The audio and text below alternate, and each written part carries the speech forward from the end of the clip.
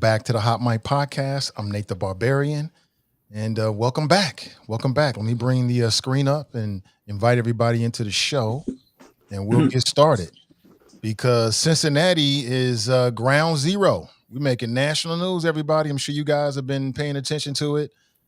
Big brawl, at least that's what people are calling it, happened over the weekend. It coincided with a numerous events that were happening in Cincinnati, including something called the Music Fest. Had a Reds game going on and some downtown festivities.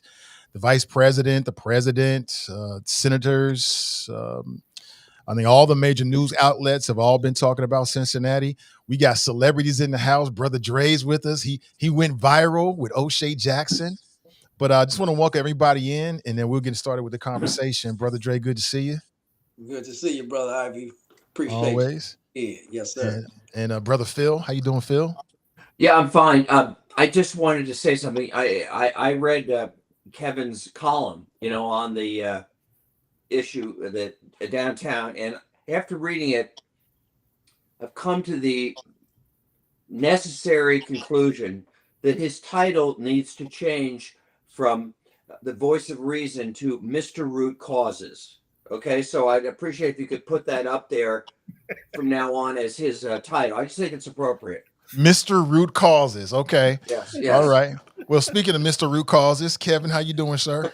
I was doing good up until about 10 seconds ago when Phil started talking. It was an honor. I bestowed an honor on you. You should be pleased. You should be pleased. Okay. And my brother Tarris, Troy Horton, how you doing, sir? Doing wonderful, man. Glad to be on the panel with you fine gentlemen today. Yep. And to the audience, thank you for being here. Please take a second and lift us up. Just take a second and share it on maybe your Facebook page, or maybe there's a group or something like that you think that people inside that group might be able to get into what we're talking about today. Let me get straight into it. I'll just play a little clip. I think most people who watch the news have kind of seen this. And I'm just going to play just a quick clip. This is from a Fox News affiliate. I figure we go straight to Fox News and just kind of play what they put out there.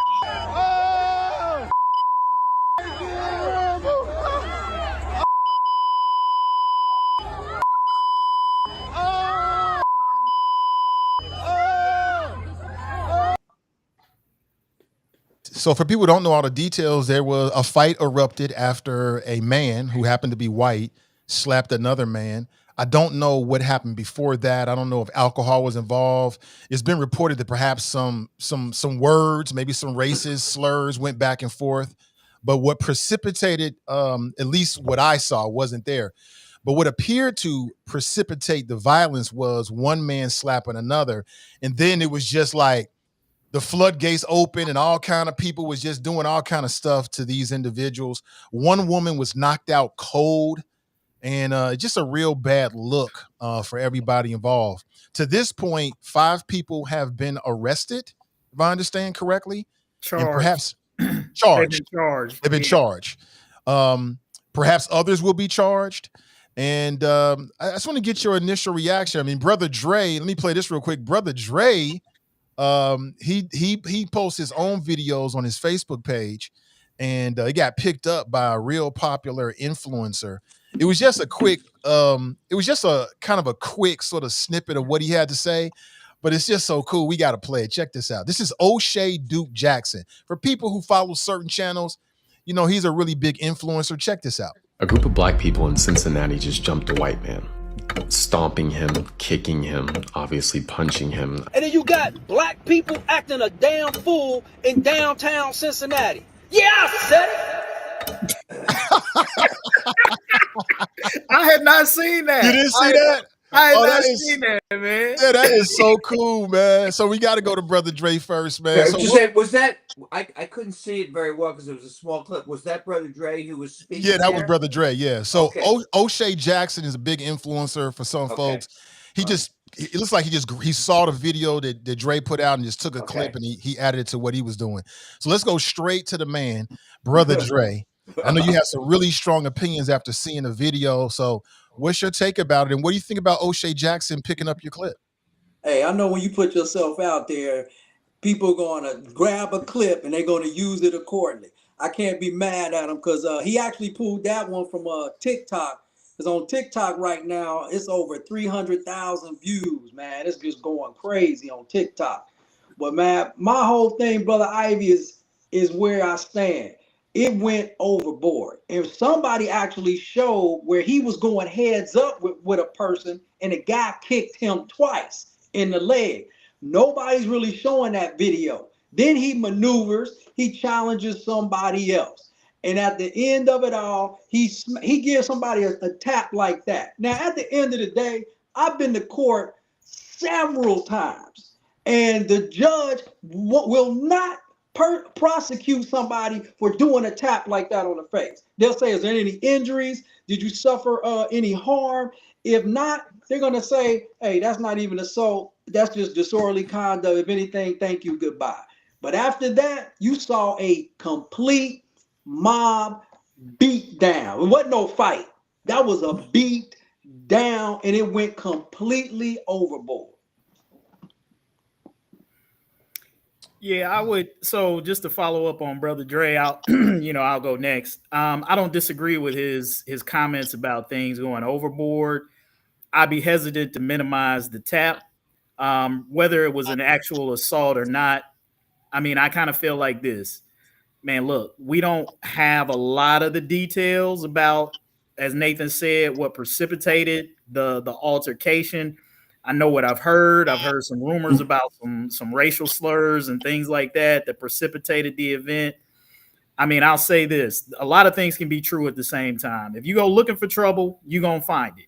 If you put your hands on somebody, whether it's a tap or a full blow, then whatever happens next, that you invited that, right? Now, that's not to say that 10 or 12 people jumping in on him was acceptable, because it wasn't. It was overboard. It was a bad look. It made, in my opinion, those who want to put that type of behavior on Black people, it gave them the ability to do that. Now, here's where I separate. This is, and I think this is something that we as Black people have to get away from.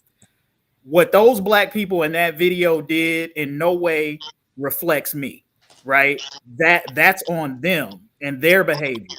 And so I think as Black people, we have to stop taking on the bad behavior of others, or feeling like we need to try to justify and account for the bad behavior of others. What they did, as Brother Dre said, was overboard. They were acting a fool. There were people standing around, oohing and eyeing, videotaping, instead of calling for help. I'm not saying, as I said in my column, that you got to intervene and put yourself in the way of bodily harm. But, credit to those people who did try to step in and diffuse the situation. So it did go too far. What the reaction to it was too much. Now, if it's mano a mano, this guy against whoever it was, then it is what it is, right? It is what it is. It's two men going at each other, and in those situations, it is may the best man win. But when you got a bunch of people jumping in on it, outnumbering an individual, and I don't care what anybody says, under no circumstances is it ever acceptable to draw back and punch a woman like the way the individual did in that video. There's no justification for that. I don't care, what she said or what she might have done. I mean, based on the video, from what I saw, it looked like she was just trying to get people off the pile.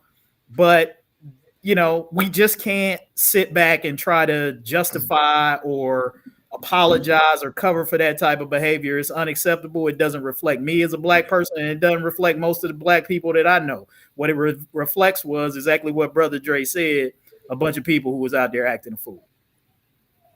You want to go, Phil? You want me to go? Either. Go ahead. Go ahead, Tarris. I got it. You on the clock though. You got like 1 minute 30 seconds. 2 minutes is all I'm gonna need. Okay. From the information that I've gathered so far, the Russian immigrant car dealer, who was a troublemaker, was in a bar, blah blah blah, was overserved, came out of the bar saying, "I'll fight. You enter, you hard R, you hard R, you hard R." He went looking for the fight. The club lets out at 2:30. The fight happened at 3:02. So for 30 minutes, this And the reason why I'm doing this, and the reason why it's good to have black Republicans in your circle, is because I can speak truth to this bull crap narrative that they're trying to put out there, that this man was an innocent man going out here getting beat up by a bunch of animals. I can say that's not true. This Russian immigrant who wasn't even born on this soil went out picking a fight in the most historic black time in Cincinnati. It's known. So this Russian immigrant goes and picks a fight, gets what he wants and more. How do we know that he didn't antagonize each and every last one of those people that he hit? And I heard that the person that he did smack, I think his name is Goonie, is kind of autistic on the spectrum. So what? Come on, man. If all those things that I've heard, that this Russian immigrant car dealer who's a racist and has been a known racist, went to a bar and was overserved, came outside and was spewing hate comments to everybody in sight. And we've all been there. If you go out in the clubs, I've been in the club, we've been out in the clubs. You out in the clubs at night when the bar's over and everybody's just standing around. If you ain't got no girl on your arm and you trying to go home with her, or if you've been overserved, you looking for a fight. This man looked for the fight. He looked for the fight. You want some? You want some N-word? You want some N-word? You want some N-word? He found one that was going to juck and jive with him a little bit. You know how we do. You know how we do. We just jucking and jiving, slap boxing a little bit. Ain't nothing go down until and at this time, black men, I'm so proud of you, black men in Cincinnati, we're trying to diffuse the situation, stepping in front, saying, hey, come on, man. Even though this guy has come out this bar, talking about he wants to fight all of us, he will fight. He want to take on all of it. We supposed to keep wrong generation. We are not turning the other cheek. So when he put his hands on that man, it went haywire. The reason why I'm speaking out is because the Republicans would like to change narratives. And this is why I've been talking about this for every time on this program with Avtab Pierball and J.D. Vance's brother, Corey Bowman, on this mayor race. The first thing that J.D. Vance did is come out and said, these innocent white men, invoking fear in these white people that are going to drive them to the polls. So that's why I'm speaking out so vocally. The woman who got hit, she did not deserve it. But let me tell you something, woman that got hit. Watch the company you keep. 3 o'clock in the morning, you coming at the club with some racist man screaming he wants to give it to all the black people in a black event, and then you're going to cry the victim? That's where I have a problem. There's no victim in here. Everything that happened that night was simple assault. Assault 4. Nothing. They can't do nothing to nobody. It's assault 4. Simple assault. Anybody you have no idea what you're talking about. Hold on. It's not Okay, simple hold on. assault. Let me stop. Let me land my plane, and then you can come in, Phil. If no police were there to get records of this, and they're going off of video evidence and all that kind of stuff, and he say, she say, nobody called the cops, and they're going to go through this, you're going to have a hard time getting anything past simple assault on this thing. If you can prove that this white man came out the club saying he wanted to fight every black person in sight, and you know they got that on tape too, it's going to come out. Out. Are you done? Are you done? Yeah, go ahead. All right. First of all, number one, I want to say I agree with Dre 100%. I also agree with what Jeff Cammerding proposed about cameras and cops downtown. But first thing, why do you keep making a big deal that he's a Russian immigrant? It's almost like you're saying, well, he doesn't deserve the same level of law enforcement that somebody born here does. I mean, if anything, people. Give me a second to rebuttal that, please. All I'm saying is that has nothing to do with it. The fact that he happened to be an immigrant for that. Can I answer that question? If you ask me why I'm saying it's a Russian agreement, and why does it matter? Because most of these black people that he's fighting and is about to be charged, that he came out of that club saying he wanted to fight, were there to celebrate our heritage, music, our heritage. They were down there to do that, and he came down there to be a disruptor. All right. Have you seen Sinners?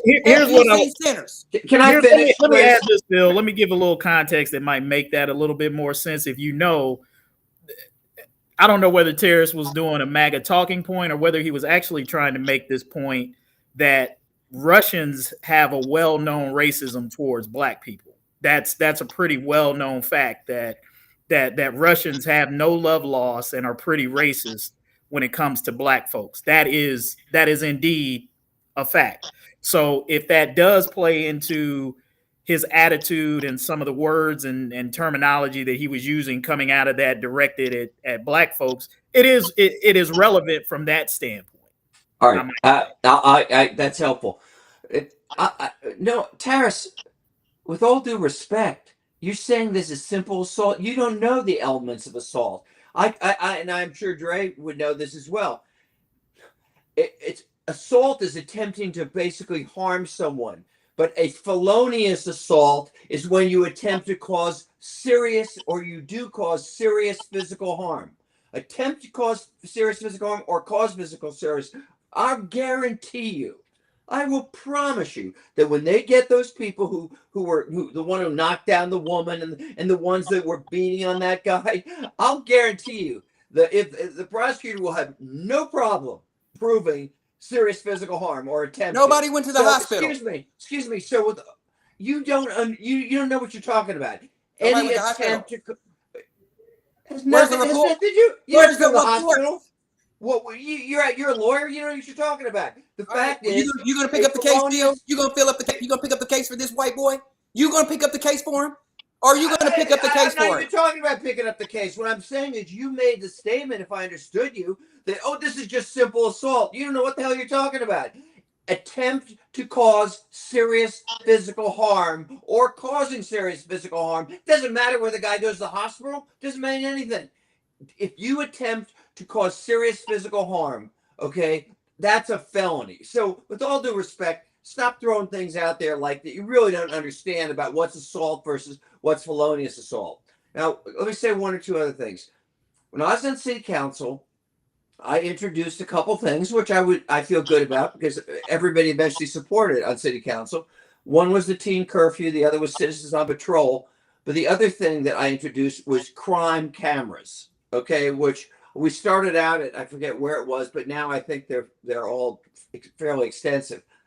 Why the hell don't they have a camera in an area like that where so many people congregate, whether it's an event or not? If that had happened, somebody in a room at District 1 would see it and they'd send somebody there right away. And I also agree with Cameron's proposal. I mean, in my view, there's nothing more of a deterrent than a visible police present. If they had had a cop there, this would not have happened. And if they had a camera there, which they should, then they would have got the cops there a lot quicker. Mm-hmm. So two things I'll say on that, Phil, is one, people have an aversion to Big Brother. So this notion of having cameras all around the city is going to get great pushback because yes, I can see why some crime people would say that is it's public area, it's not private. Well, I understand what you're saying, but I still think that there's going to be a large public pushback. It's sort of the same thing about when they had these traffic cameras. People don't like the idea of police being able to use cameras without being present to try to enforce laws on people. You know this as well as I do. And so that is something that's absolutely going to get pushback and might even be legally challenged. I mean, that was the thing with the red light cameras. So they can try it, but it may run up into all sorts of legal challenges. You can almost bet on that. I'm not saying that it's a bad idea. I'm just saying people don't like the idea of Big Brother, and that's not just going to get off without being challenged. The other thing I would say is I agree with Tarris real quick, and then I'll let you get back in, Tarris, or whoever wants to get back in. I do agree with Tarris that there are no victims here, right? I think that's important for us to say that this guy, again, I think there are two conversations here that you're having. One, did he invite the trouble that he got? Absolutely, he did. Did he deserve the beating that he got? No, it was overboard. So I think two things can be true at the same time. I think the only victim that I might say might be the woman in this situation. I'm not going to go with Tarris with the company that you keep. Look, we're all victims of being around people who find themselves in bad situations that we associate with. Doesn't mean we deserve to, you know, what that lady got in that situation. So I'm not going to go that far. I think that's a little bit unfair and a little bit cold, to be quite honest with you, to say that because her man's an asshole, she deserved to get a beat down like that, to get punched in the face. I think that's, quite frankly, not the position that we should be in. I also want to say that I get we are in a time where people are angry, black, white people, whatever. The political climate, black people, for whether it's years of slavery, injustice, and discrimination, folks got a lot of stuff that's built up and pent up right now, which I think some of that is what you saw in that reaction, that there was a message being sent by that group to that guy that was beyond just whatever racial slurs that he may or may not have said or squaring up against somebody. That level of reaction, there's more to it. I think, just my opinion, that there's more behind it than just that. And I think it's a lot of the anger and the animosity that's been built up, and that might have just been the match and the opportunity that allowed a lot of people to just kind of take that out. But I think we've got to take the position as a society that, you know, look, that type of and I'm trying not to use too derogatory of terminology in this situation, but we cannot endorse groups of people, regardless of what he said, assaulting somebody like that. Just like you would say the quote unquote mob mentality on January 6th was overboard and crossed the line. I think this same type of behavior was overboard and crossed the line. So you can't say that the mobs at January 6th and what they did to police officers and people in that situation was out of line, and then look at this and say, oh, well, you get what you get when you do that. No, that can't be the attitude that we have as a society. And I think that if we start going down that path, then we are lost.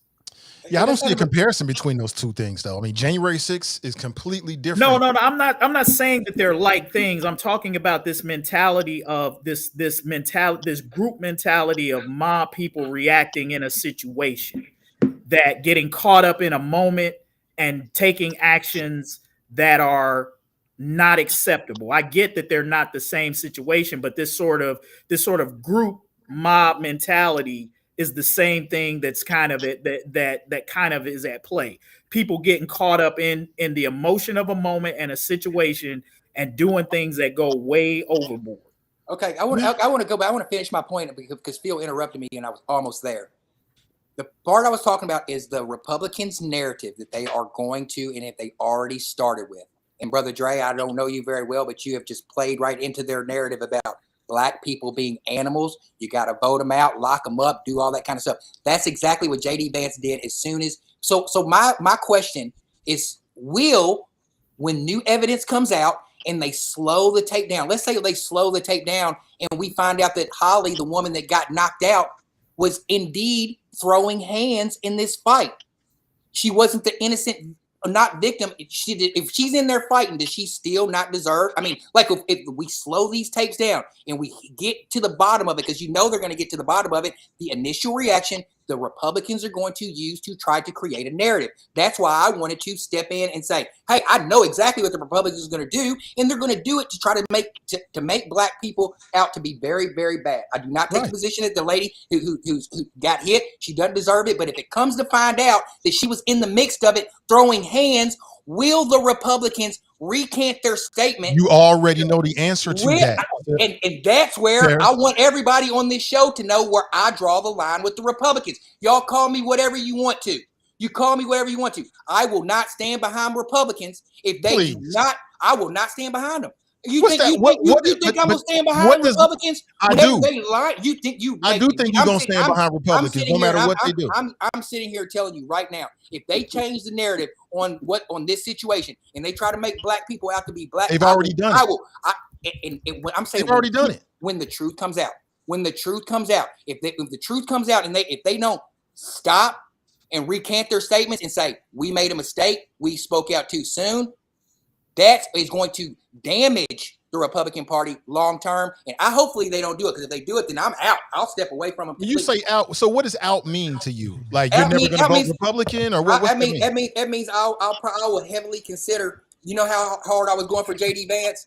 I'll heavily consider helping his opponent if they don't do the right thing. Heavily consider, and then you're gonna stay in the Republican Party. I'll heavily consider helping his opponent against him. Hey, y'all let Phil do whatever he wants. Good.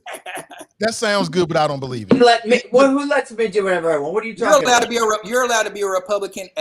You're allowed to be a so-called Republican and have Democrat and work within the Democratic Party. Without getting off on this, my views are far more conservative if we talk traditional Republican conservatism than Donald Trump, J.D. Vance, and all the others who just blew a budget with adding $4 trillion to the national debt. If they were real conservatives, they would have balanced the budget and not done that. I want to know what Dre. What do you think? We had Don in the chat. He said there should have been 2 police officers on every corner. You just retired. From your experience and perspective, who's to blame? Was there a breakdown in the way that law enforcement was dispersed around the city? But what's your take on it? Absolutely. Put everybody in the pot and stir it up, because you got everybody at fault. Now, if we're going to go directly to the police issues, let's deal with it. I made it clear on my post. There should have been at least, I said, 2, 3, 4 cops per corner. You know this event is coming every single year. When I was on the force, we were downtown doing a walking beat on the Government Square, on 4th Street. And matter of fact, those streets were blocked off to make sure there was no traffic as far as a vehicle traffic. So when I saw cars driving through there, but what we seen nationwide, when cars have been ramming into people, then it shows the breakdown from the police leadership to actually deposit the police in proper positions. And that's why I made it clear that from the mayor all the way down to the chief, they need to go. Every excuse, every situation, they putting us in positions. And then you even had Trump tweet saying no wonder Cincinnati is like this, because they got a moron like this for a chief. The president of the United States now chiming in on our chief. She is absolutely ridiculous. Aftab is looking like a fool. The city manager, she don't have a clue. And now what do we get for it? Consistency of foolishness. And I'm gonna just say this. Of course, there's victims involved here, but Brother Horton, it almost sounds like that. If I go to a scene and what do brothers say? Here's the female beat down, eye bloody, the whole 9 yards, and the guy comes up to me and he goes, "Hey man, she wouldn't stop talking. She cheated on me, so I knocked her out."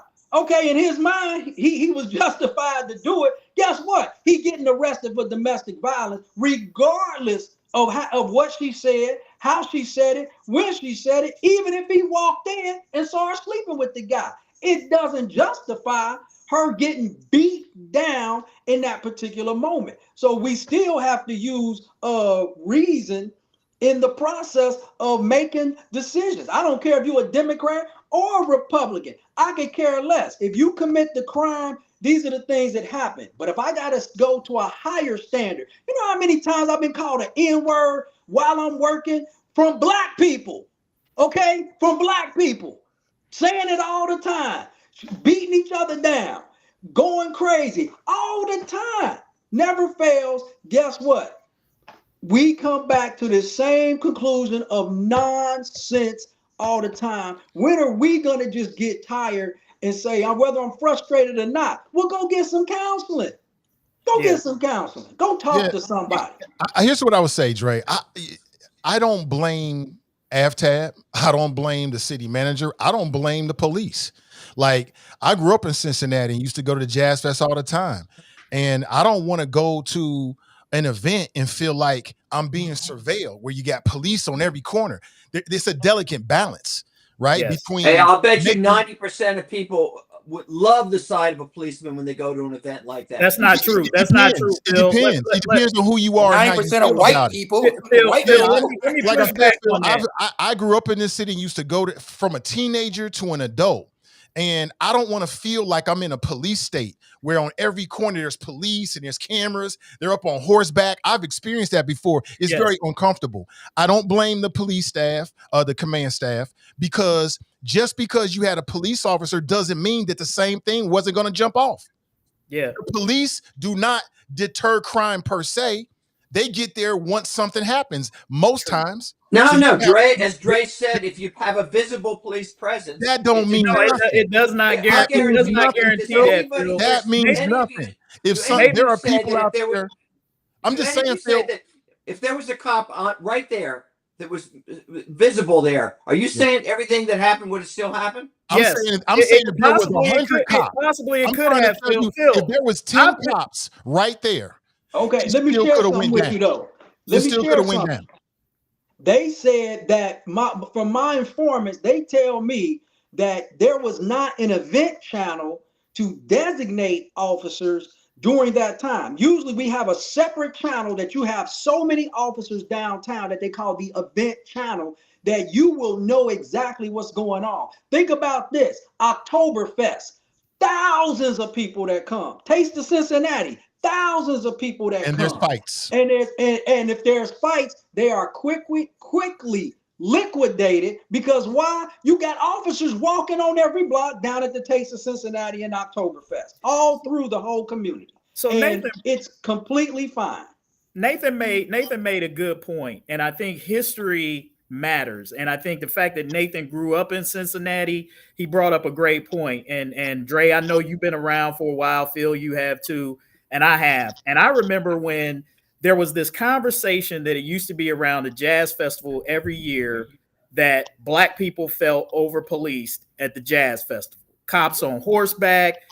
You remember hotels would close up, businesses would close up. There was this real negative animus. Yeah, that's a different thing. Phil, let me finish, Phil. Yo, come on, There man. was this real negative animus as it related to how Black people were being treated around the music festival. And this is a fact. And they had to push back on that and change how they were policing those events. Here's what I would say.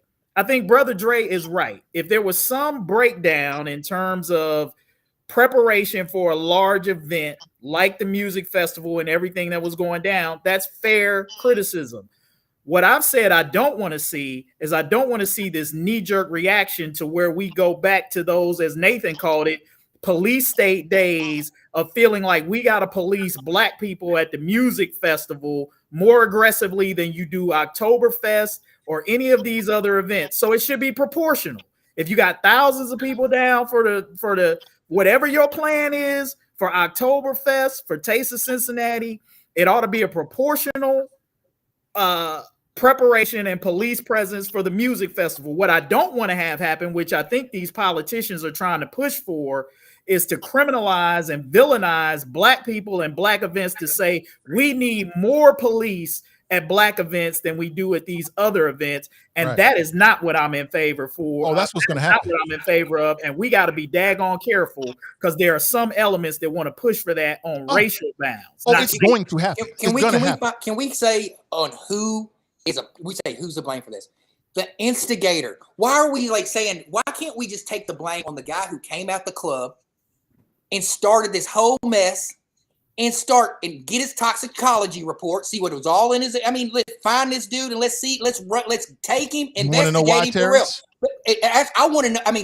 Why that is the simplest, easiest thing to do. If that was the defense you raised against in trial, this guy's going to be found guilty. I'll guarantee it. You want to know why, Terry? Well, he needs to be found guilty. I'm talking about the people who assaulted whoever, the woman, the guy. If you think you're going to go into court and the defense for the one who knocked the woman down, wherever it is as well, she instigated because she said this to me, or this guy instigated because he said this. I got news for you. Maybe you think it should be a defense, but it is not a legal defense. Okay, can I go back and finish my point? If we would go back to the original point of who started all this, It wasn't black people who started all this. Has nothing to do with who gets charged. See what I'm saying? See what I'm saying? Okay, Phil, wrap your hand around this. Wrap your head From a around this. legal standpoint. Let's take legalities out of this. Let's talk about let's not. Let's talk about common sense. If we get common sense and we know that it's historically known that Russians do not like black people. It's historically known that black people have been over policed. When I first moved to this area, they were like, "Oh, you going down to the jazz festival?" White people's like, "Oh, my God." It's up. So if this one Russian who is known in the city to be racist went down there and we find out that he done this on purpose, or he went out there and he was overserved, or for whatever reason, why can't he take the blame? Ownership. Why can't we say everything that happened? Yeah, it was bad. Are you talking about legal blame? What are you talking about? I'm talking about media blame. I'm talking about the court of public, the court of public opinion. If we all collectively can say, "Hey, this is the problem. This guy's the problem. He was overserved. He came out of the bar picking fights with black people." There's a reason why, Tarris. I know, and it's a part of that. It's a Republican narrative. I get it. It's politics. Like, what people have to understand. So you think those guys shouldn't be charged? Is that your opinion? This is a bar fight. I done seen worse. Do you think the guys who did that should be charged? Nobody should be charged. Nobody should be charged. Not one single person. I don't agree with that. I mean, look, that's my opinion. We gotta stop putting out false narratives. That look, I've been in plenty of places where there have been bar fights. Look, I was young too, and I used to hang out in the streets back in the day, and I seen plenty of bar fights where even some people that I knew got drug out by police and arrested. So I think there are occasions where you might get off or you might escape, but I don't think it, and Brother Dre can address this being a former police officer, but I don't think it's fair nor accurate to suggest that there are bar fights all the time where people don't get arrested. That's just simply not true. Correct. We usually have, if you go to any bars, they usually have their own security or bouncers, and the police are usually on the outside. And they usually just throw the person out, even if they have fights, and say, "Won't y'all just leave? Both y'all drunk, go your separate ways." And the first thing that I do is I say, "Hey, young sir, or who is it? You do recognize this is not security, this is the police. Go home." And if they refuse to go home at that point, then it will escalate to another level. That's why I said if police was there, and I'm witnessing this foolishness go on, I'm going to intercede. I'm going to tell the brothers and sisters, I got it, sir. This is going to stop immediately, or you're going to be arrested, because now it's the police involved. Everybody else just back off. Now you either going to get tased, or you're going to get thrown to the ground with hard hands. You're going to get handcuffed, and you're going to get taken to jail. That's why if the police were in position not to sit there and over police, but to say, "Man, I see a problem, diffuse it." Brother Dre, we lost him. We lost Brother Dre. He was cooking too. He was cooking. But I want to jump in and say, yeah, he was cooking. He was cooking in a total opposite opinion of yours, Tarris. That's cool. I love that kind of stuff. I would ask anybody on the panel, if you guys ever, now you got multiple people going to jail because the police were not in place. Brother Dre, you dropped out for like a good minute. So I don't know if you knew you dropped out, but whatever you said, like for the last 30 seconds, nobody heard that. I agree with it. Not only everything is said, even what he said that I didn't hear, I agree with.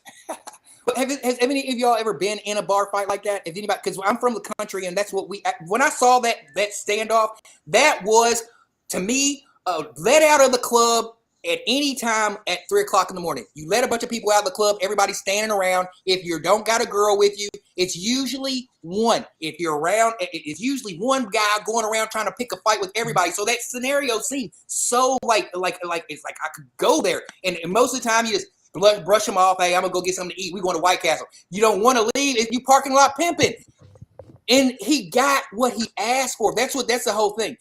This guy asked for this butt whipping. He went around, and if you hear at the end of this, if you hear at the end of the video, that's what he wanted. He got what he wanted. He got what he wanted. He got what he wanted. You kept hearing that. Oh, he got what he wanted. If he came out of the club at 2:30 and he wanted to fight somebody, he was looking for a fight. They gave him a fight. And I really, and this is my opinion too, I don't think, when I watched this thing several times, they ain't really get him. They ain't really get him. They did not really get him. They got some good licks on him. They attempted to stomp him a couple times. He got up. He shook it off. I guarantee you, this Russian will do that again. He ain't learned his lesson. Yeah, it looks real. I mean, that's the point I can agree with. They could have laid him out. He could have been laid out. It could have been worse. I'm glad it wasn't. It just looks bad. I don't want to say that people are overreacting because, you know, you see the image of a woman and people getting stomped out. So for them, it's a very, very serious thing. For their family and for people who identify with them, I get it. But we're talking about one fight, you know, and this has been completely politicized. You know, media has taken it and tried to do what Didn't look media like does. a fight to me. It looked more like attacking somebody. I didn't see a fight there. Yeah, I saw. Iris Rowley has a great point. She said it almost looked as though it was a setup. I mean, it being like we've been talking about this stirring of the pot that they've been doing in Cincinnati ever since they put the boys, those skinheads, and Evendale and Lincoln Heights. I said, oh snap! I brought it up. I was like, this is going to be the hotbed because I saw them do it in Louisville with the Breonna Taylor stuff back in the day. I see Cincinnati being the same thing with J.D. Vance. As soon as he came out with that stuff, Cincinnati, they're going to make this a hotbed. So I agree with Iris. I wouldn't be surprised if this Russian had some kind of that's why I'm saying we need to investigate him, check his toxicology reports, run him through the ringer, put the the Department of Justice on him, and see exactly what he's doing in this country. Why has he got so much clout that he can go and start a fight with a bunch of black people and then come out the victim? And he is known shady. John says it was an attempt. John says it was an attempt to execute. Hold on one second, Kevin. John says it was an attempt at execution. But what I was going to say is what people need to understand is that there's a war going on right now. It's been going on for a while. But with this new Trumpian Republicans, they're turning it all the way up. And anything that happens in a blue state or blue city that they can politicize, that they can try to turn the narrative against Democrats, that is what they are going to do every single time. Avtab Pureval has a target on his back by Republicans. They want this city. And for people who are like, oh, Cincinnati can never go red, I keep telling you, that's the old way of thinking it. There are people out there who are very invested in turning every state and every city red. And they are not going to stop until it happens. That's a good thing or a bad thing, and depending on how you look at it. And Nathan, your point, and your point, and I'll even entertain Iris's and Tarris's notion of a setup. You know, I always say that there's a difference between playing chess and checkers. And if what you're talking about is Republicans who are playing chess, and those of us who are taking the bait and the catnip in terms of responding in the way that these people did are playing checkers. So if indeed there are people out there who are trying to set black people up, so to speak, to make us look bad or make Democrats look bad, then you got to be smart enough not to take the bait. And that is my challenge of if look, people don't never stop long enough to think like, does this make sense? A white guy comes out in the middle of a black festival yelling racial stuff and trying to start a fight with black people. We're so caught up in our emotions that nobody stops for a minute just to say like, bruh, this is crazy. Yeah, why is he doing this? Yeah, right. Like, man, just let this fool go on. I'm not going to even give him what he wants. No, the reaction is we get into our feelings, whatever pent up frustration is, and dude got what he asked for. He got the beat down, right? And now you are playing into the political stereotypes, black folks looking like animals, this, that, and whatever out in the street, rather than just pausing for a moment and say, this fool is crazy. You know what I'm saying? Just let him go on his way, or better yet, let us get the police and let the police arrest this fool. Right. But instead, we take the catnip, and even in terms of how we are talking about it now, is playing into the political narrative that people want. They want the racial animus. They want you to be talking about this. White people are having a field day saying, oh, well, if this was a white guy doing it to black people, it would be a totally different. This is the narrative that the haters, that the powers that be want us to be having. We're No, playing checkers right but now. Kevin, That's it's not what about. It's not necessarily about making black people look bad. It's about making AFTAB and Yeah. Democrat leadership look bad. What did Corey Bowman said? Oh, I think that the city manager should be fired. Off what grounds? What did she do? You telling me that AFTAB Puraval, Chief Thigi, and all these people don't care about crime at all, and they want? I don't believe that. Not one. I don't believe that one bit. And then things happen. Things happen. You got a lot of people, you got alcohol. Ish happens. Fights happen. But it's been politicized by media, by JD Vance, who's got a huge platform, by Trump, by Elon Musk, who's got the biggest platform of anybody on the planet. And they're doing it for a reason. I don't think it's so much they care about the victims. I could be wrong about that. I'm not in their headspace. But it's about, oh, look at something bad happen in the Blue City. Let's amplify it. It's politics on a deeper level. So when I watched it, I was thinking to myself, why? I would have ignored this guy. Man, as long as you ain't putting your hands on me, I'm just going to walk around you because I'm not going to give you that energy. I got better things to do. That's the way I would have looked at it, but I didn't get smacked in the face either. So it's hard to tell a man that's been smacked in the face or a woman what to do after that. And I understand it, but I feel like you were saying, this conversation, Tarris said, this conversation is playing right into the hands of Trump, of Elon Musk, of JD Vance, of Corey Bowman. And I don't want to minimize it because somebody got laid out. Seeing who sucker punches a woman? Who's out here sucker punching women? What's wrong with you? I mean, it's a woman. You mean she ain't no real threat to you, even if she talking fly. Later for that, keep on going. Go home to your family. And, I just seen her get knocked straight. She could have serious brain damage or something like that. I mean, that's a very serious thing. So I can't say it's small. But in the grand scheme of things, this was one fight, an otherwise very peaceful event all through the weekend, and it's being overblown because of politics, in my opinion. Yeah. I mean, that's what the politics does. I mean, this is, as I think I said this on Lincoln's show earlier. There's blood in the water. This is a blood in the water moment for politics. This is what politics do. Every opening that your opponent has in a situation like this, you're going to take advantage of. AFTAB, they try to get on AFTAB. He was out of town at a conference. If nothing happens in Cincinnati, nobody cares that AFTAB wasn't here. Right, he's out of town. For the music festival and out of town. In fact, probably most people didn't even know he was out of town. But why does he need to be in town? He should be out of town. He should be doing mayor stuff out of town, connecting with people, bringing resources, making connections and friendships and alliances. That's what a mayor should be doing. Oh, Nathan, Brother Dre says no. What do you think, Brother Dre? He's shaking his head no. Why? What's going on? What do you think?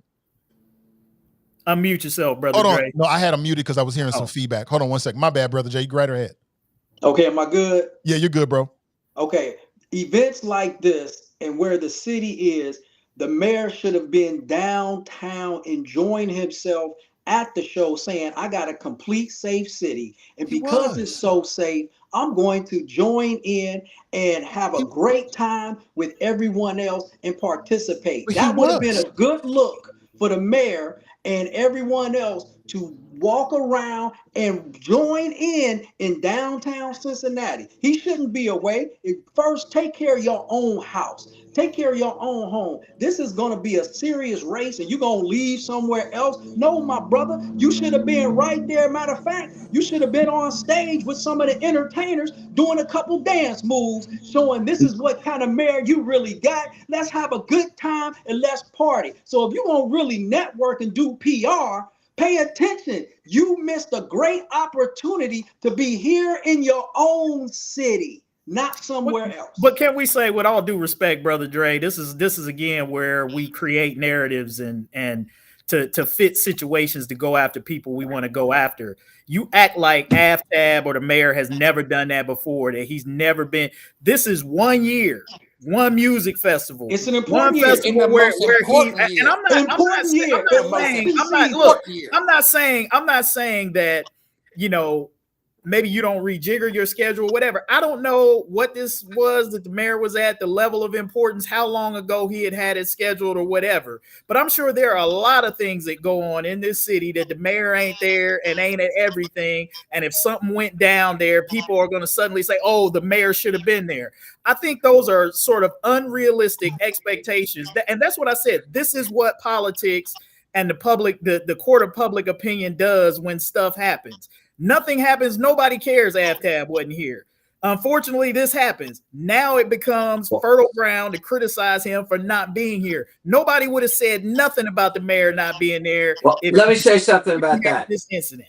Let me say something. I think that Dre was what he was saying. In a way, he was saying it doesn't have anything to do necessarily with the brawl, but and I agree with him. That when you know you have a major event that thousands of people are going to happen in your town, yeah, you ought to be there. And like you said, he ought to be on stage. Frankly, politically, it's a smart move, but it's also a welcoming move. And yeah, I think he should have been there. I do. Yeah, let me say one other thing, one last thing. From a couple of you have pointed out, well, the guy used the N-word, or the guy did this or whatever. If I talked about felonious assault, which is like a second-degree felony.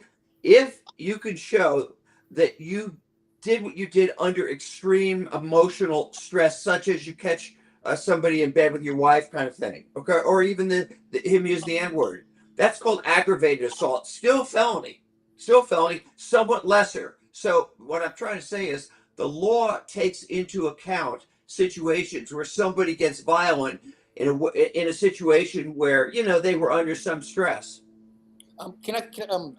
Aftab is comfortable.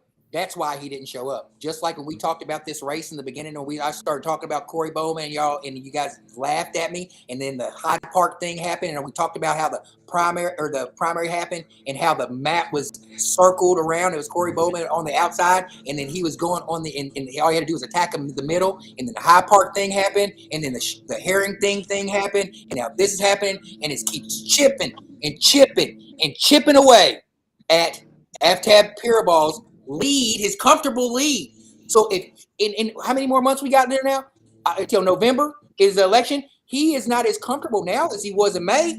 He's not. He's only got a couple more months. And I'm saying he might win. And I hope he wins. I hope he wins because I don't like the antics that the Democratic Party is using. If the the Republican Party is using, if Corey Bowman comes out and he says, you know what, we found evidence and we're going to recant our statement and we found this and we're going to blame the Russian, and the Republicans take that initiative, they'll have something. But if they don't and they double down on this, the Russian is the victim and the black people are the animals situation and scenario, I hope that Aftab Piraball some way, somehow gets a rally, because just by him not showing up to the biggest black event is no different than how Democrats treat black people. They don't care about you except your votes. If Aftab really cared, he would have been there.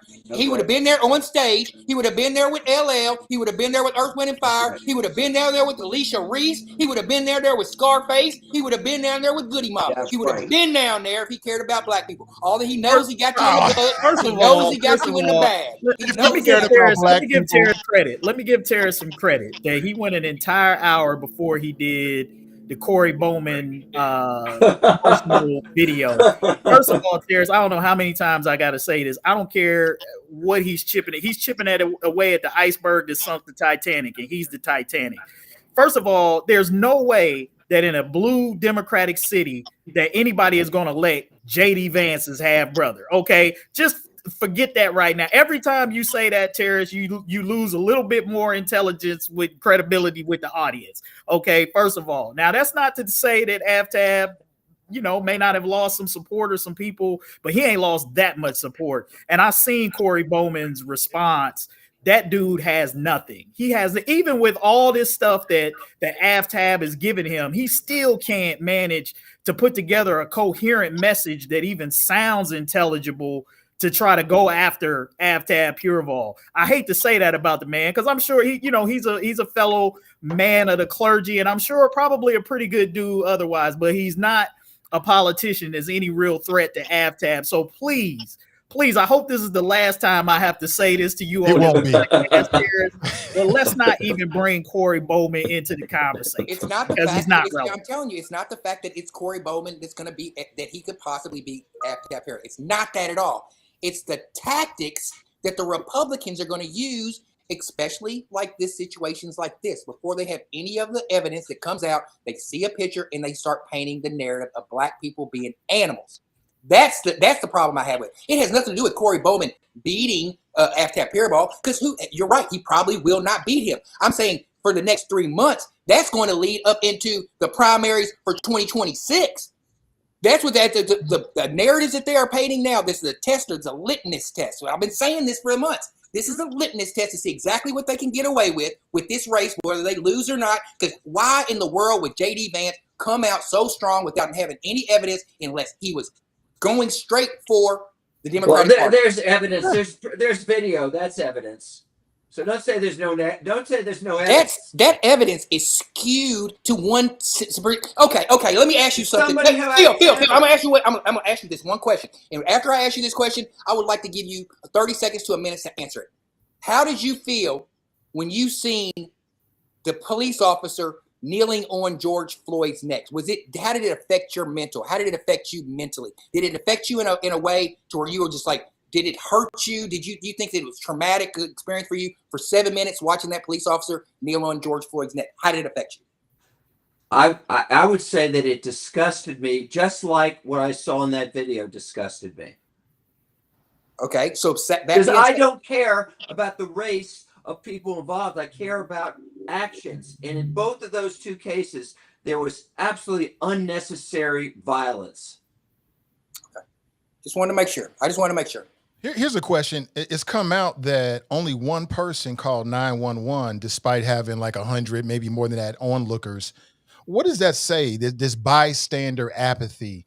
What does that say? Does that mean they were all collectively complicit? What does it say about human nature? Does it say something about Cincinnati in particular? What's the expectation? If you see something like that, is there an expectation that you call 911, or do you want to mind your own business? Let me clarify something real quick. But the reason why I asked that question about George Floyd, because most white people have been asking about that. It's like, they see in the picture of the white girl laid out, and they're just like, oh, that's the worst thing ever. Then I'm like, so how did George Floyd make you feel? And they're like, well, George Floyd was a criminal.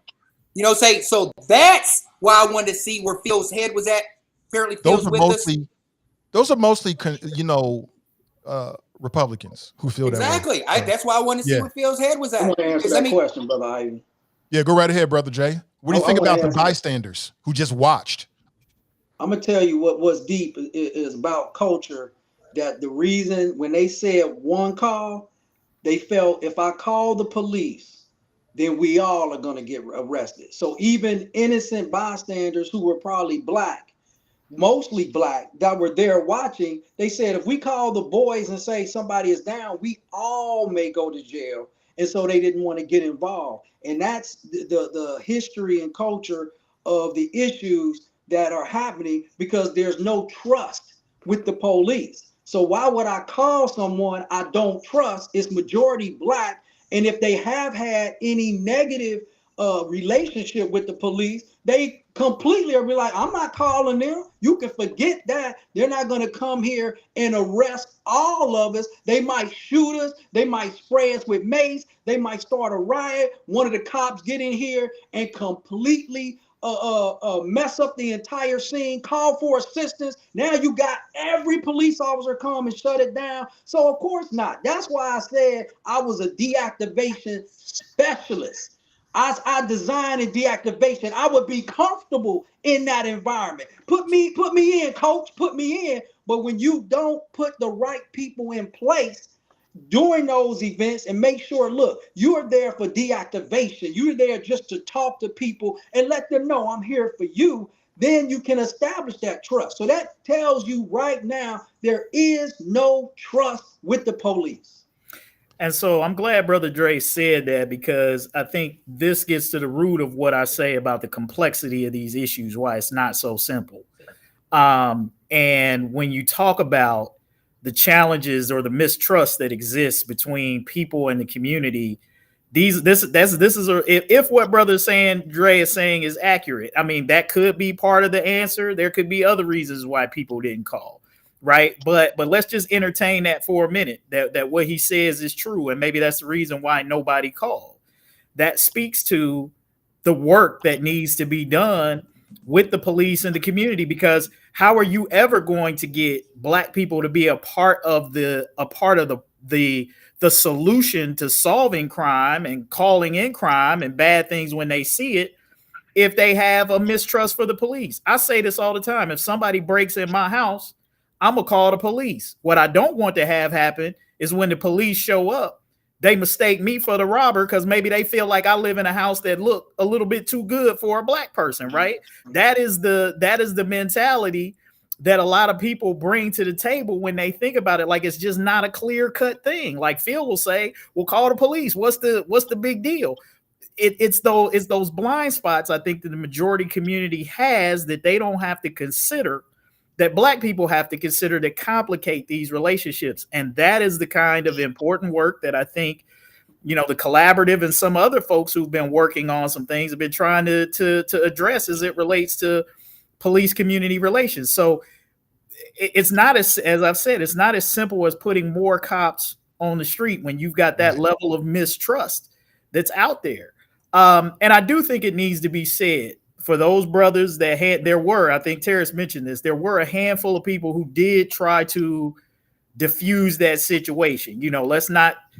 There may have been only one person that called, but there were some cooler heads in there that were trying to step in and stop things from escalating. So I think it's important to note that not everybody who was there was a bystander and just watched this thing happen. Some people did try to intervene, and let's keep it real. When it get to a certain point, very few of us are going to put ourselves, are going to lay on that grenade or put ourselves in the line of a blow to break up a fight. I agree with Kevin, what you just said. Like, that's why I put my hand, because if at a certain point you try to break it up, let's be cool, and you see it going another way, I'm grabbing that's why I said I'm grabbing everybody I love, and we're going the opposite way. We sort it out later.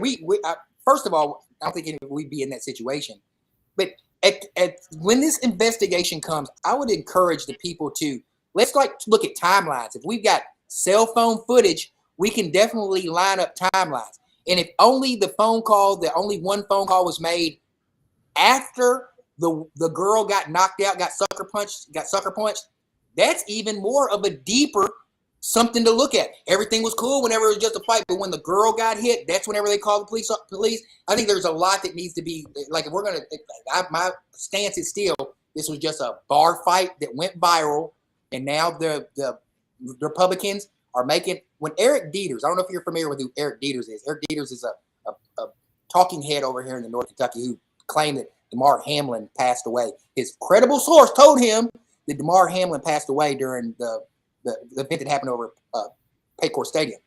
When I saw him get on there and he said, I can't, because he has about a million, he's got 100,000, he got a lot of followers. He's like, I can't get on here and show you the video, but you guys just need to trust me. It was the most horrific beating I've ever saw on a white man. These animals just drug him and was kicking him in the street. So you're talking about narratives. And I get what you guys are saying and how you guys are coming at me, but I'm telling you from someone who's been around white people my entire life from birth. I know how these guys, what they're doing. They are trying to use any situation that they can to try to make Black people whose parents and grandparents helped build this country. They're trying to make that that's why I keep saying Russian immigrant. Why can't we put the blame on who the blame should go on instead of always blaming people who have been through enough? All that frustration, like I said, that white Russian, he got off easy compared to, and I do believe, and I'll say this and I'll leave it alone, pass it on. I believe that the reason why the white people, they see acts like that and they get a visceral reaction, and it always goes to Black people are animals, because they know what they've done in the past. They know, and they're like, when's the pendulum going to switch? They keep talking about the birth rate, the 2.5 birth rate's not going to go, and in 2030, they're browning of America. Is this going to be the time? Is this going to be the payday? Is this going to be the retribution time? But I'm telling you, every single time that something like this happens, it won't happen again. People are going to think about it before they come out of a bar, scream about it. They're going to fight black people from now on. So that's why I would like to land my plane and see some action going. Let's not make this more of a bigger situation than what it is. Let's move on. These people should not be charged with anything. Let's move on past this and let's learn from it and let's charge the person and make an example out of who started this crap, the Russian. That ain't gonna happen, though. We got Sister Iris with us. This situation has gone. What I say is got extra juice, and I'm not saying that what you're saying isn't, may or may not be valid, Tarris, but I think the notion that folks are not going to be charged in this case, there's too much. The horse has gotten too far out of the barn, has become too politicized. There's no way in this climate, especially if it gets before any one of these Republican judges or anything like that, they are definitely not going to let this thing fly. I mean, you've already seen, I guess Connie Pillage has some determination at some point as the prosecutor in terms of what, if it reaches that level, whether folks are going to be charged or not. But how much do you trust her after, what we saw most recently? Do you trust her not to bring charges against these people in this type of political environment? I don't necessarily know that you can say that conclusively with any degree of certainty that she won't charge these folks. I think the fact that it's gotten to this level, thinking that people are going to get away without seeing any kind of punishment, I just don't believe that's going to happen. We got Iris Rowley with us. How you doing, Iris? I am better than good, as Mr. Rowley would say. I was just listening. I tune in, and I promise you, Nathan, that I will keep my extra. Oh no! He light. All yours. Get him. He all yours. Yeah, we What are you talking about? I ain't got nothing to say. Hey, listen. I am happy. I am happy to have Iris on the show. I respect her. And I'm looking forward to whatever she says. There you go, white guy. Don't do that. Don't start with the. Don't do that. Don't do that. Teasing. Well, hello to everybody. Hello, everybody. Hello, everybody. I just wanted to jump in. There's several key pieces that are missing here. I don't know why we believe that police can stop everything in the world. Mr. Ewing was a police officer. Tons of shit happened while you were an officer. You can't stop it. You can't prevent it. What you can do is investigate. What you should be working on is to ensure that communities work with you to solve problems, to solve crimes. You all are not superhuman. And the other thing is, too, maybe the brothers and sisters didn't call the police that particular time. And for the white fragility and black fragility that has to hear us say we don't want people to get beat down, well, let me just take you back about who looks like me and the shit that we've had to go through our entire lives living in this very violent country. So let's not act like white folks ain't violent. Let's not act like they are always the victim. Let's not look at this for what it could potentially be, because it is highly political. And we've seen some dastardly things being done across the country in this political environment. Y'all act like January 6th didn't happen. We saw tons of white people break in the Capitol. Phil, I never thought that you could break in the Capitol as many times I protested in DC and across this country, and a whole lot in this town to hold police accountable. And that included you, dear brother Ewing, when you was an officer. So don't talk to me as if community people who are sometimes smarter than those that are in office and those that are doing the job can't help you do it better, because that's what we did here. I don't want my people to live in a police state because a fight happened. Every time there's a fight at the bingo stadium, you never hear black people saying, oh, close down Paycor Stadium. We shouldn't have another Bengals game. Hell, y'all start drinking at 7 o'clock in the morning, tailgating. Don't act like you don't do it. And stop acting as though all black people, all 150,000 plus that were here in this city, that this is the largest revenue generating event that the city has each and every year and has been for 58 years. And we don't get nothing from it, Phil. All we do is make white folks richer. And then we argue about a little fight. And then y'all come on here and you say, oh, we need more police. We need stricter laws. We need stricter rules. We need all of this over one fight, y'all. Cut it out. Just cut it out. Now, finally, This is probably the first time you'll ever hear me say this. And where's dear brother Nathan? Because I want to see he and Kevin Aldridge's face when I say this. Let the system do its job. Let's let the criminal justice system do its job, and Absolutely. let's follow to see. Hey, that's I wasn't 100% talking to you, Phil. agreement. 100%. Let's watch the investigation. Let's watch the prosecutor. You have Let, to. let I'm me on the finish. So show. you've been. I don't have to. Let's watch the prosecutor. Let's watch who she charges. Let's ensure that the police charge everybody. And I got a question for you, Dre, and I need you to answer this one for me. And let's make sure that sentences are fair and that they are not the scapegoat for white fragility, because that is what's happening. White voices are louder than black voices, and there are white men downtown. Hell, there are white people that live above the bars that we're talking about. So what are y'all talking about? Police cannot be everywhere. They can't. And to make those ridiculous assumptions that, oh, if I was there, I would have told them, they would have had the damn fight. I'm at Government Square every day. And I see it going down every day with or without police. But I do have a question for you, Brother Dre, because I'm interested in knowing this. And this is pretty serious. And I know they listening. But do police make foul charges? Who files the charges? Do police make foul charges? No, who files charges? Can Do police? police make? Your question is, do police make false charges or do police file charges? FILE. Yes, police file charges. Okay, so why then wouldn't you say that the police should have charged the white guy, should have filed a charge against the white guy? What He did crime? the initial slap. That was an assault. I'm not Yeah, talking but to you, it Phil. has You're to be not. a You're crime, not. You're not Iris. former. You're not That's how it former works in police, this Phil. country. Please, Just name please. the I just crime. don't talk to me, Phil. I'm a former prosecutor, And so you I prosecuted was in law enforcement for unfairly 10 and with a years. whole lot of bias. I'm talking to Dre. Yeah, you did. I'm I did. talking to Dre. Dre, I'm asking you a question. Can the police file charges against everyone that they, based on the police code that you should know, that when someone is attempting to do bodily harm, can they file charges against someone? Make recommendations or suggestions, not false, file, FILE, charge.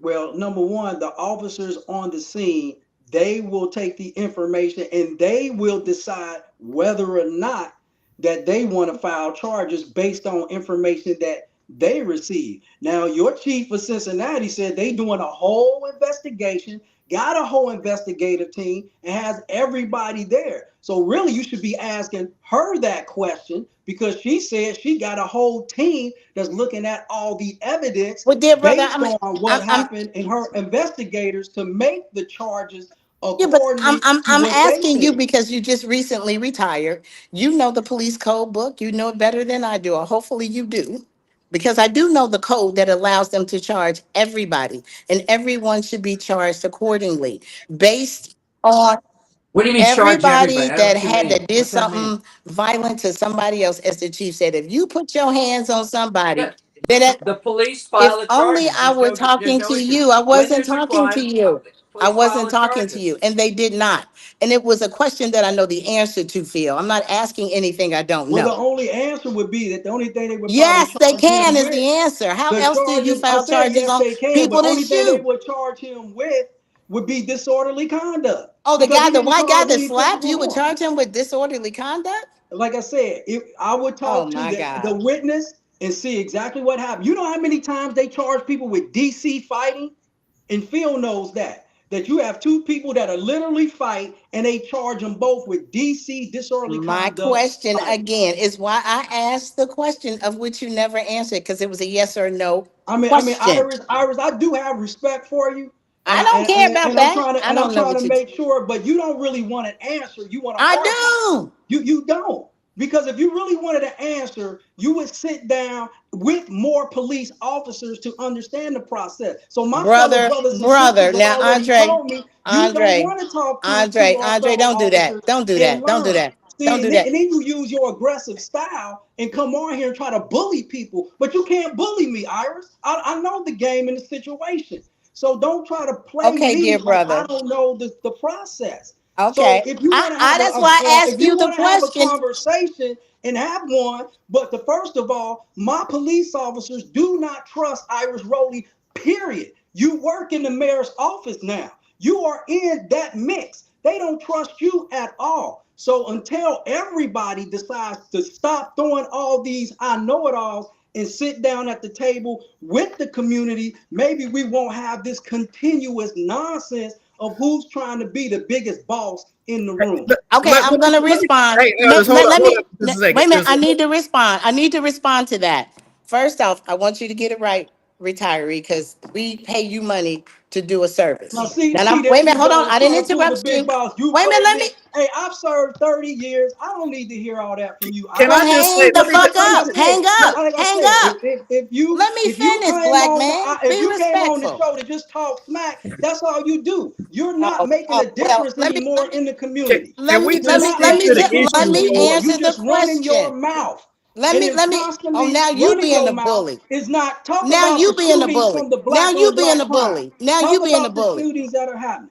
So the Well, end of what the I do day, have is a husband. So if what I you do want to take have up, is a if you want to husband. take up for your boss, if you want Let to me take up finish. for the city Let me manager, finish, if you want to police take up for officer. Chief Let Fiji, me who finish. you This is work with, exactly how you you work under police. Chief Fiji. This You is work how in her you office. police. You This was is one how of the you ones that police. dealt with her getting into office. You're So right. you are part of the You're blame as right. well. You're right. You're right. Exactly. You're And right. So Chief can I Fiji finish? and I'm gonna May I stand finish? on Can I that. finish, So short you guy? are part Short of the guy. Short guy. problem. Short guy. You So are can I clearly finish? part of the problem. Nathan, Nathan and No, Kevin, can I no, respond? Can I no, respond? Or y'all gonna let him no. just overtalk? Because I didn't Yeah, Because what interrupt you're him. saying is yeah. not coming Let her correct. respond. Let Let her me respond, Dre. respond. So first off, dear brother, genius, I consult. I don't work for anybody. My business is what pays me. I own a business, Roadshow Awards and Graphics. That's the only place I work. I consult with many cities, since we sued CPD, the FOP, and the police alleging racial profiling in 2001.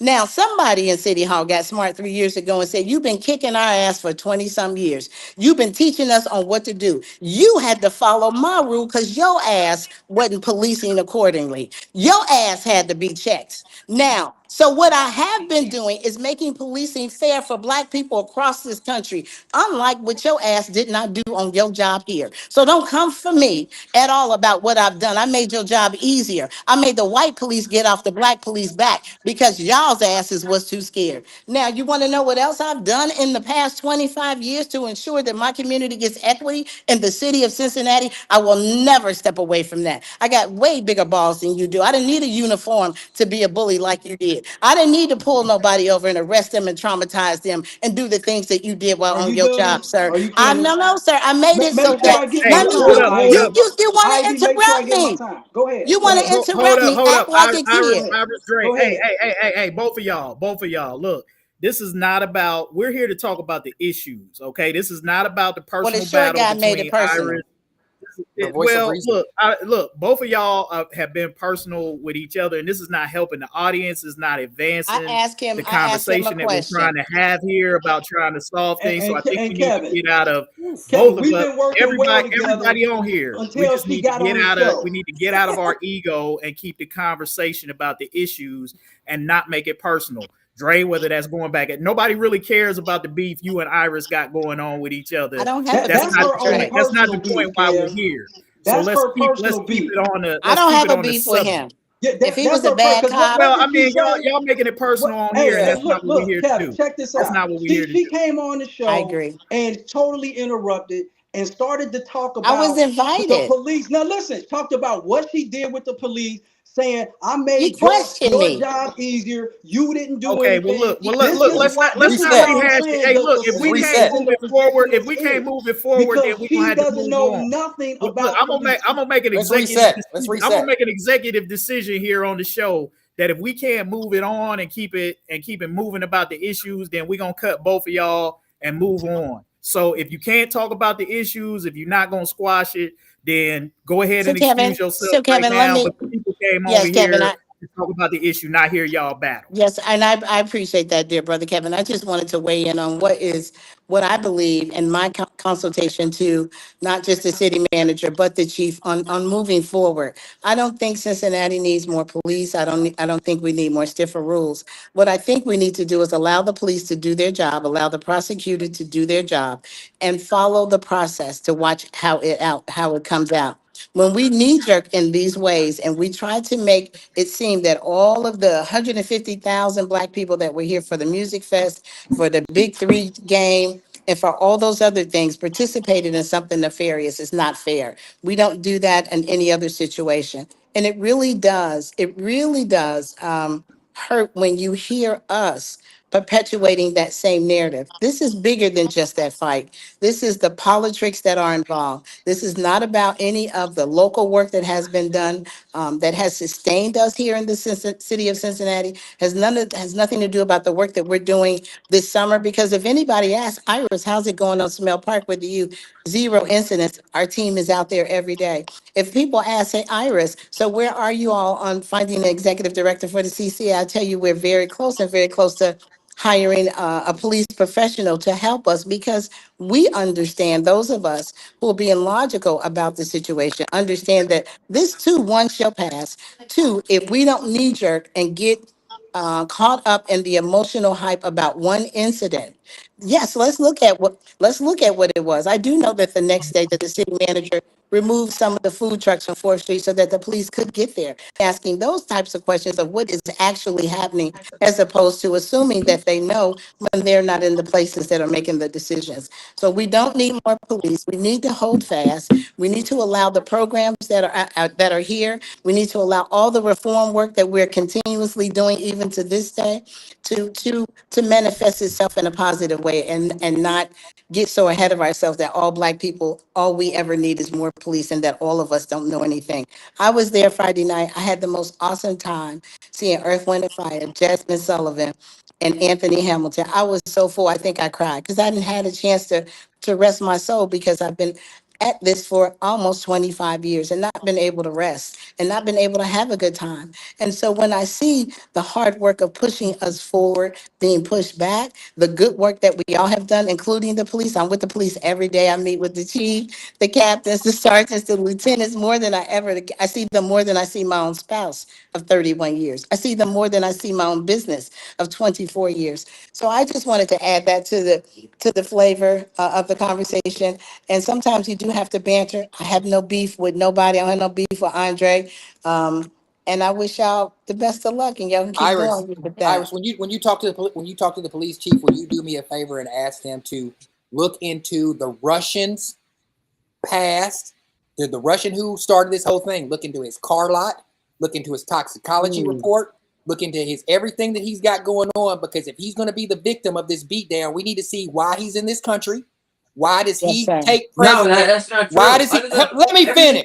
Why does he? Irrelevant. Why does he take precedent? Why does his opinion take precedent over Black people's families who's been here from Civil War, Reconstruction, Jim Crow, all civil rights? Why does all our ancestry and all those soul ties wounds? Why do those things get suppressed over one immigrant Russian? Why does that one person? And I think that if they do some investigation and that Russian, this one guy, they're going to find all they need. And if they tell the truth about it, I want to see all the white people and all these people who call Black people animals and all that kind of stuff retract their statements. If not, you are white supremacy is all white supremacy. It's all white supremacy, and you're using this particular situation to hoist yourself up in white supremacy.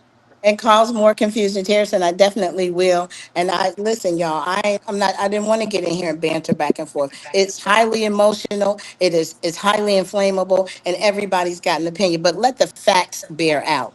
Let the facts come to the forefront, since we all want to be in it and we all are experts about as you said, Terrence, a bar brawl, because there was another one on the banks that nobody seems to be talking about, with some non-Black females that was outside fighting drunk and rolling around in the street looking all crazy.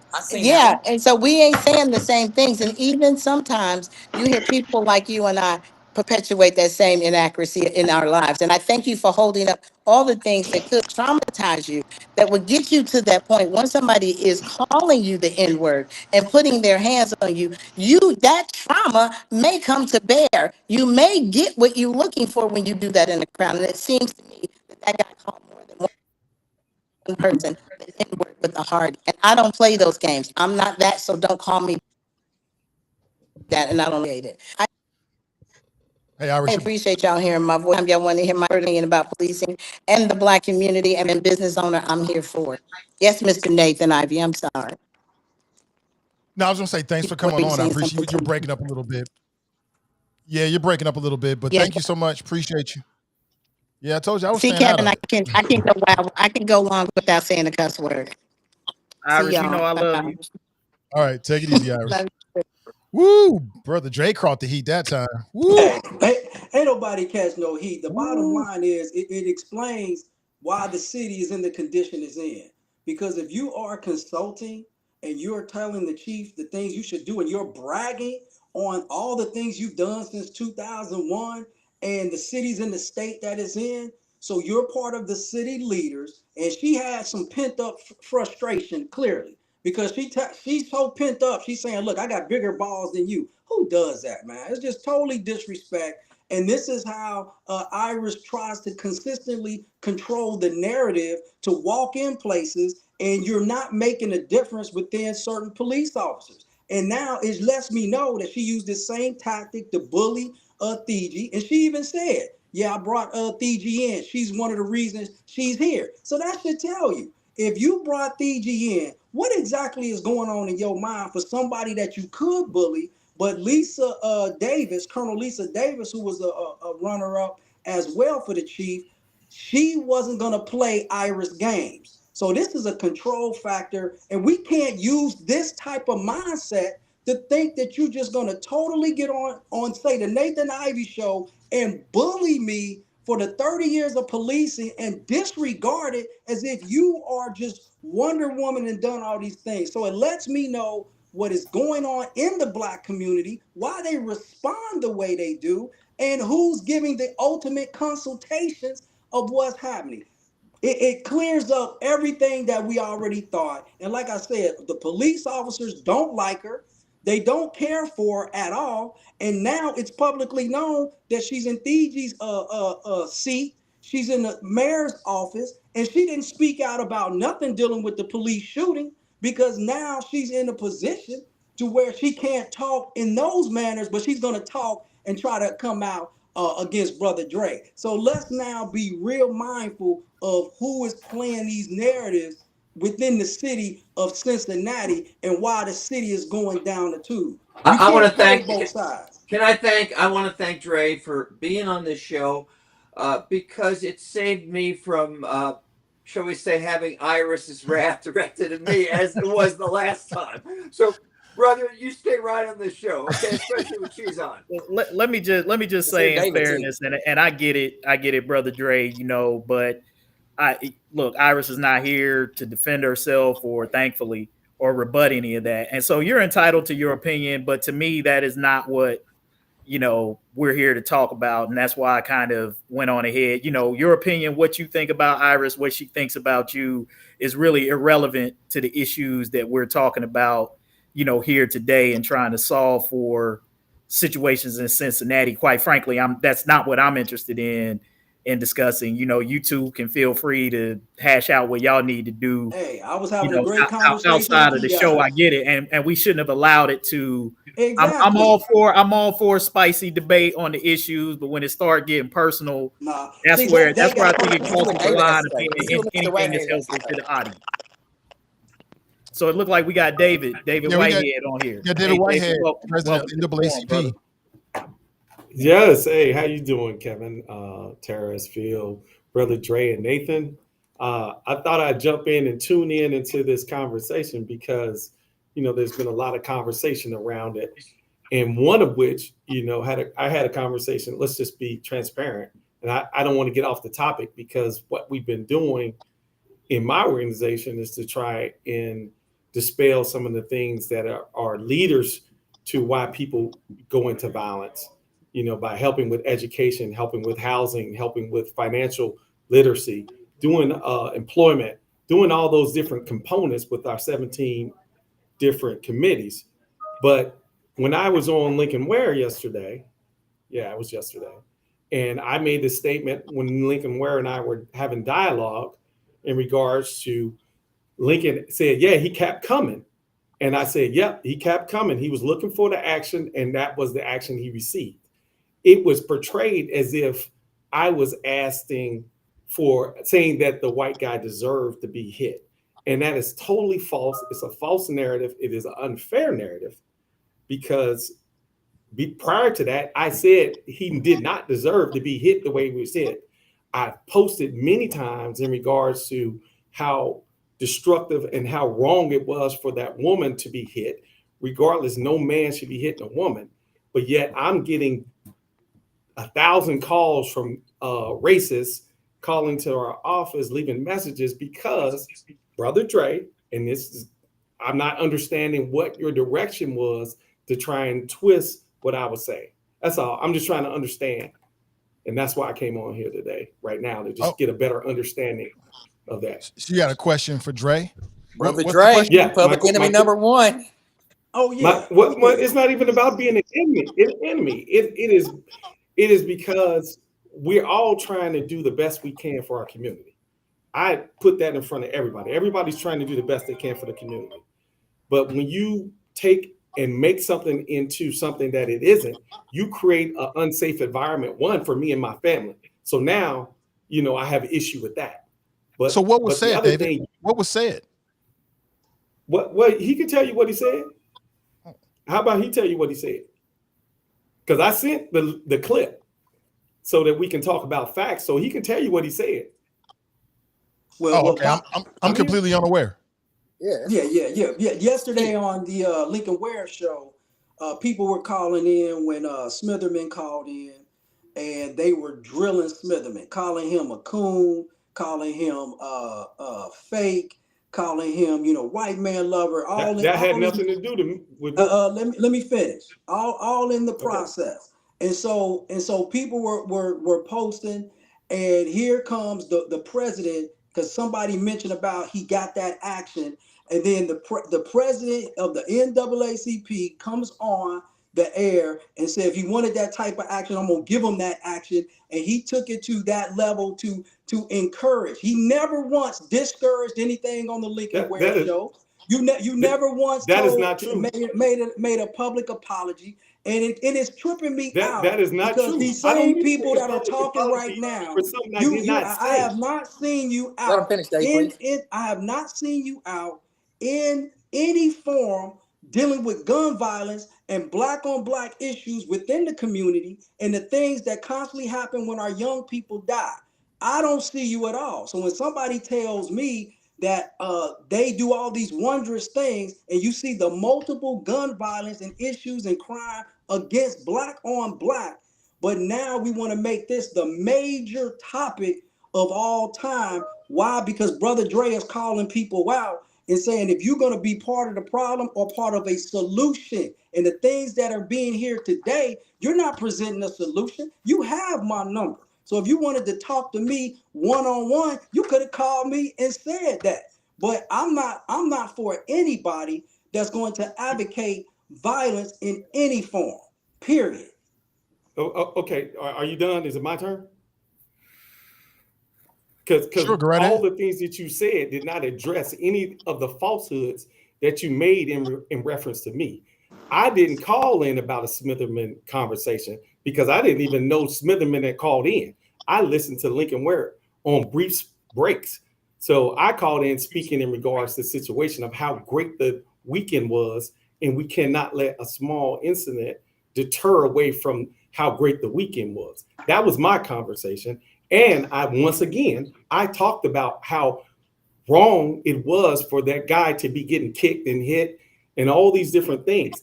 The conversation led up to Lincoln saying, and I will repeat again, he just kept coming. And I said, he was pursuing the action, and the action is what he got. That has nothing like that. It's on tape, sir. It is on Well, tape. I am providing the video. at the end of the day, the It action ain't is no what he end of the got. day. You were wrong, The and you action won't is what accept. he got. So, like I say, step up and step out as president and do things that's going to deter the violence and things that we see on a daily basis within our community. And it's obvious who you getting your instruction from. Education. It's Giving obvious people who you job getting your opportunities instruction and from education. because when y'all represent King in February, in January and February, you talk about nonviolent. Make sure you address it the right way. So everybody can try to come at Brother Dre. I'm built for this. I understand this game. I done did 30 years of policing with guns in my face and people coming at me. So what I'm telling you is do your job in the community, Mr. President. Let's see you in the community and start to come and prevent gun violence that happens within our community. How about that? Put the same effort into it. Tell me, outside of the education, the health, the financial benefits, helping people understand voter awareness, doing the health initiatives, doing block parties that give people resources to community things, what other deterrent would you like for me to do for gun violence? Has it stopped gun that violence? You did not do as a police officer? Has it stopped gun violence? It has given people alternatives. Has it stopped gun opportunity. violence? I can't. How do you stop gun violence?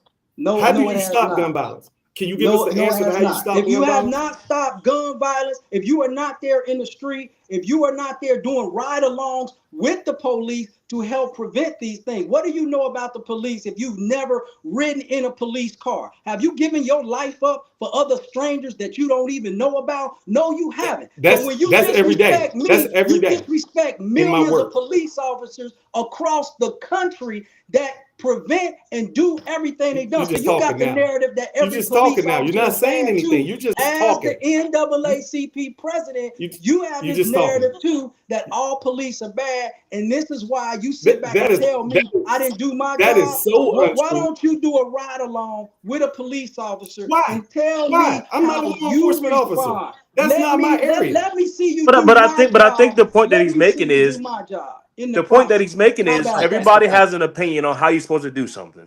You can say the police should do this, you should do that. But if you're not taking the time, whether it's who said something about the police should do this or that? Who said I'm just saying, but if you're not taking the time to go ride with those officers to see what they're encountering, how can you be out in the public to change that if you're not in the front row seeing that? I'm not having an issue with the police. No, that's not about the police. My issue is not the police. My issue is with this retired police officer that played it a false narrative that I thought it was okay for a white guy to get hit. That's all you care about? But again, we're back to personal. We're back to personal. That's what I care about today. You're not here for solutions. That's what I care about right now. Real talk. That's what I care about right now today. Man, you a liar. That's all. I'm just gonna say it flat out. Okay. You a liar. That you did all that for the Nathan Ivey show. You happy now? No. That's it. You went viral, Dre. You a target now, boy. Hey, brother, O'Shea Jackson done turned you up. I'm built for this. I don't got game. I'm built for this. You're exactly what those that are oppressors, those that want to make things bad for our community want. You stuttering. I'm not stuttering. I'm saying the words. The NAACP and you stuttering. Come correct. You go to a police station. You saying a lot of loud inside nothing, a police car and you ride into the communities, and then you tell me anybody can set up some function. Anybody can sit at a table. What are you doing? Work. What are you doing? Pull up your bootstraps. I can make a call today so you can get in and ride through Winton Terrace. What are you doing? Ride through Bay Apartments. Ride through Westwood. Go through parts of the hood. Come on, Mr. President. Let's go. Why don't you get your badge and gun, get your crew, and why don't you go patrol the streets of Cincinnati? You can't handle the truth. You're not built for this. That's not my lane. This is part of the problem right here, Nate. That's not my lane. This is part of the problem that we have right here in Cincinnati, and we wonder why Black people as a community can't get farther ahead. And here's what I'm saying. This is no shade on Brother Dre or David, right? Like the fact of the matter is we need everybody. We need the work that David is doing. We need the work that Dre is doing. We need the work, God forbid, that Tarris is doing. We need the work that I'm doing. We need to, but we are too busy. But wait a minute. Wait Hey, a what minute. about me? We are too busy. We are You too always leave busy me out. assassinating each other and are caught in our egos. Because as much as Dre talked about, Iris talking about what she done, that brother done talked about what he done, and he built for this, and everybody is trying to protect and justify their territory, but they can't see it when they're doing it, right? And this is part of the problem. And we're never going to make any kind of adjustment until we learn how to respect each other and what each other is doing, and quit trying to submarine and pull the rug out from under each other, particularly in front of people who are taking great pleasure and enjoyment out of seeing what we're just seeing right here. I mean, to me, Exactly this what I'm is saying, this Kevin. is on a different level of violence than what we saw on the guy getting stomped in the street. And so this is about the most unproductive conversation about a serious issue that I've ever seen. And if you want to talk about, and I guess that's maybe a strong statement, unproductive. Maybe some things do need to be get out in the atmosphere and talk about, right? But at the same time, we got to figure out a way to put the egos on the shelf, recognize that everybody's got a role to play and that it's an important role. And instead of saying what this person or that person isn't doing, how do we support each other in the areas where we're strong? Because everybody ain't built, like you said, you built for certain things, Dre. Everybody ain't built for the ride along. Everybody ain't built to be out in the streets. That's just the truth, right? And so to expect somebody who ain't built for that. Well, Kevin, the right along. I understand what he's saying, is, Phil. I don't need you to explain that. I'm just using as an example that you can't vilify people who are not built to do certain things, or who are not equipped. Don't tell me how to do my job and tell my I fellow agree. police I agree officers with and that. friends I agree with that. know how Look, to do it. there's a certain level of expertise that we have to expect from people who do the job. I get that the average person has no idea what it's like to be a police officer. You know, what you see, what you do. I think that voice is a critical part of the table, but I also think the community people who are on the ground dealing with the people, those voices are to be respected as well. And it's not one voice is more important than the other. It's those voices have to learn how to come together and listen to each other and not be so daggone convinced that their point of view is the right point of view or the only point of view. And that's the problem. Sometimes police feel like, hey, because they know the job and this, that, and the other, there is no other way, or this is the way. That's not correct. Sometimes the community feels like they know the way in spite of what police see and do. We got to be able to come together and take the best of what everybody has to offer and come up with the solutions and get out of this. I got the rights on the right answers of the solution. And that's what I hear too much of. So I got a question. I wanted to ask when Miss Iris was here, but we got all off track, and I wasn't able to ask her while she was still here. But we can still talk about it.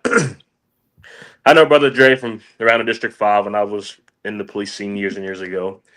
But my biggest thing is the accountability, right? Her thing was we need to trust them to do their job and investigations. But how can you trust that if there's no accountability? We've seen time and time again from incidents in the past that there was no accountability on, individuals, from whether it be robbery, the shootings, an assault, a felonious assault. There's no accountability. So how can we trust the administration now to handle this, whether it's the right way or the wrong way, when there was no previous accountability? How do you do that? How do you trust them? Well, what's the answer for that? Can I speak to that? So we just did a bench to the block tour with the Common Police Corps so that they can answer those exact questions in regards to how they relegate sentencing, how they do the process of their court system. The police, the city administration has nothing to do with the judicial portion. That's why we have 3 branches of government. So I didn't ride along with the judicial branch. I interact with a lot of the law enforcement officers on a daily basis. A lot of them are my friends. And we have conversations in regards to stuff. I'm not an expert on policing. I'm not trying to be an expert on policing. That's why I have 17 committees, because I need somebody else to have that expertise. And I'm good at what I'm good at. I don't try and be anything. I started this conversation off with saying everybody can be good at what they do. I started this conversation off with, and I always say, we don't have time for us against us. I don't have time against me, against Dre. I don't have time. Our community is in a crisis mode. And if we can't work collectively together, we're going to fail together. So it has to be a point in time where people understand it's not us against us. We have to push back and start fighting us against whoever is trying to destroy our community, whether it be people that look like us or don't look like us. But take race out of it. Take race out of it. So you think that the administration, the upper command staff in the city of Cincinnati, i.e. the police department, you think that they have nothing to do with what we're experiencing right now? I didn't say that. I said they don't have control I didn't say you did. over the judicial decision. I didn't say you did. I just asked the question. Do you think that they have nothing to do with it? Do you think that the correct people are in place for what we need in the city? There are portions of it that I don't like what they do.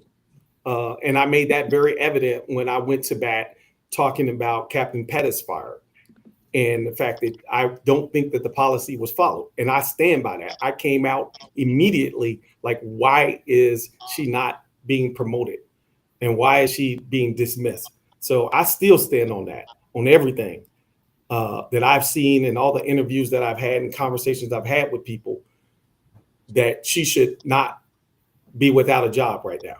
So with that being said, I can't answer any other additional questions in regards to law enforcement because I'm not in the inside of the upper echelon. Well, David, I appreciate you, man. Any last words before we let you go? No, I'm good. I just would love for the narrative that was incorrectly and falsely put out there about me to be corrected. So, one, so my people can get back to work and not have to answer these crazy calls. And two, so we can have some healing within the community. So it sounds like you're looking for some healing between you and Dre. Can we heal together? Can we all hold hands? Listen, I never had an issue with Dre. I just had an issue with what he said. And when I said before, I said everybody's process and how they go about the work is different. I said that on his Facebook page before. I have posted on my Facebook page about things. I stand by that. Our approach to things are different. That don't make his wrong or my wrong, but our approach is different. It's just different. All right. Appreciate you. All right. And Frank, thanks for joining the show, man. Appreciate you. Yeah, I know you had to wait for a minute. We had Iris on. Hey, Nathan, in case people didn't know who Frank is, can we give him a quick intro? Because I'm not sure even everybody on the panel knows who Frank is. We'll include it. Go right ahead, Frank. So I was born and raised in Cincinnati. I live in Virginia now. I come from a law enforcement background with my family and whatnot. I spent a lot of years in my youth years as a police explorer with Cincinnati. I know Dre from District 5 back when I was 12, 13 years old. I spent my early 20s working with a private police firm. So I got a lot of experience from the private sector and the police world. And as a black man, I see things and I just try to deflect, where are we going wrong as a black community? Where are we going wrong as a police community? And I feel like oftentimes, the police sometimes they don't separate the two. As a black man, you still as a black man as a cop, I feel like you're still a black man. And I feel like a lot of cops don't separate the two. And I feel like they should be separated because when you're out and you're policing, that's how they look at you. I mean, you still have to be there for your community, but obviously about doing what's right. What's right is right and what's wrong is wrong. So I don't know. I'm in shackles. My hands are tied. I just wanted to get out. I had a question, wanted to ask, and that's it. That's all. Yeah, you living in Virginia. When you saw this, do you live in Virginia currently, Frank? I do. When you saw the footage of this, what city, Frank, are you in Virginia? Okay, when you saw this footage, not being there, what were your initial thoughts, and what are your thoughts now that more evidence is coming out? So when I saw the initial video, that I think everybody saw, which was not the whole video. So of course, what I saw was, in my mind, was absolutely disgusting from the black community. Because again, when I originally saw it, I think I saw the video that everybody saw, the first clip, which is not the whole video. Regardless, and I've seen the first half of the video of the guy making the racial slurs, him going toe to toe with the black guy. I do believe he needs to be looked into because he was the aggressor in this scenario, but that still does not make what we did as a black community okay. Mhm. Well, Because we are well, still well, part of the problem. We are Frank, still part of the problem. Frank, I got to push back a little bit because I didn't do anything. The No, black no, no, community, not you. Right, you did, but that's the but that problem. wasn't the black community. That was some black people. Well, but my point is, the point of me saying it is, we're categorized in everything that we do. That's how. No offense to you, Phil, but the white community, anybody else, they categorize us as the black community. Whether I was there, Brother Dre was there, you was there, we're all the same. That's how they look at us. But Frank, and this is my point, and I think this is where we have to get to as black people and as a culture. They can try to categorize us that way, but we have to push back against that. We do not have to accept that. And that's why I say, when I see black people behaving badly, I don't feel like that reflects on me in any way. I don't No, I feel don't like think it reflects on I don't us, feel but like I'm saying, but that's how they view us. I don't feel like I need to defend that in any way. And any white person who wants to assign the action, because they don't do it. Phil don't think about a white person that goes out and does something crazy and say that reflects on all white people, right? And he would reject if any black person tried to do that. He would say that that's reverse racism. And so any white person who wants to assign the behavior of a person or a group of black people to the whole is a racist. And you are I within agree, your but rights to I say that agree. to them. I And agree, that's what but we have to start we all pushing have back black on. men has been out in a certain place and has been looked at sideways by a person of maybe a black person, maybe a white person, not because something that we did, but it's something that one of our other fellow black people have done. You know, Right. so I know that we're not categorized, but I'm saying that other people, that's how they view us because of something that somebody else did. I get that. And and that's shitty per se. you know I can go somewhere, we can go somewhere and you can be the best. That's like, I hate people say, oh, you know you talk proper, you talk white. That, to me, that's ignorance. How can you talk white as a black man? Because you're proper, because you're intelligent, because you're knowledgeable, that means you talk white. It's So called English.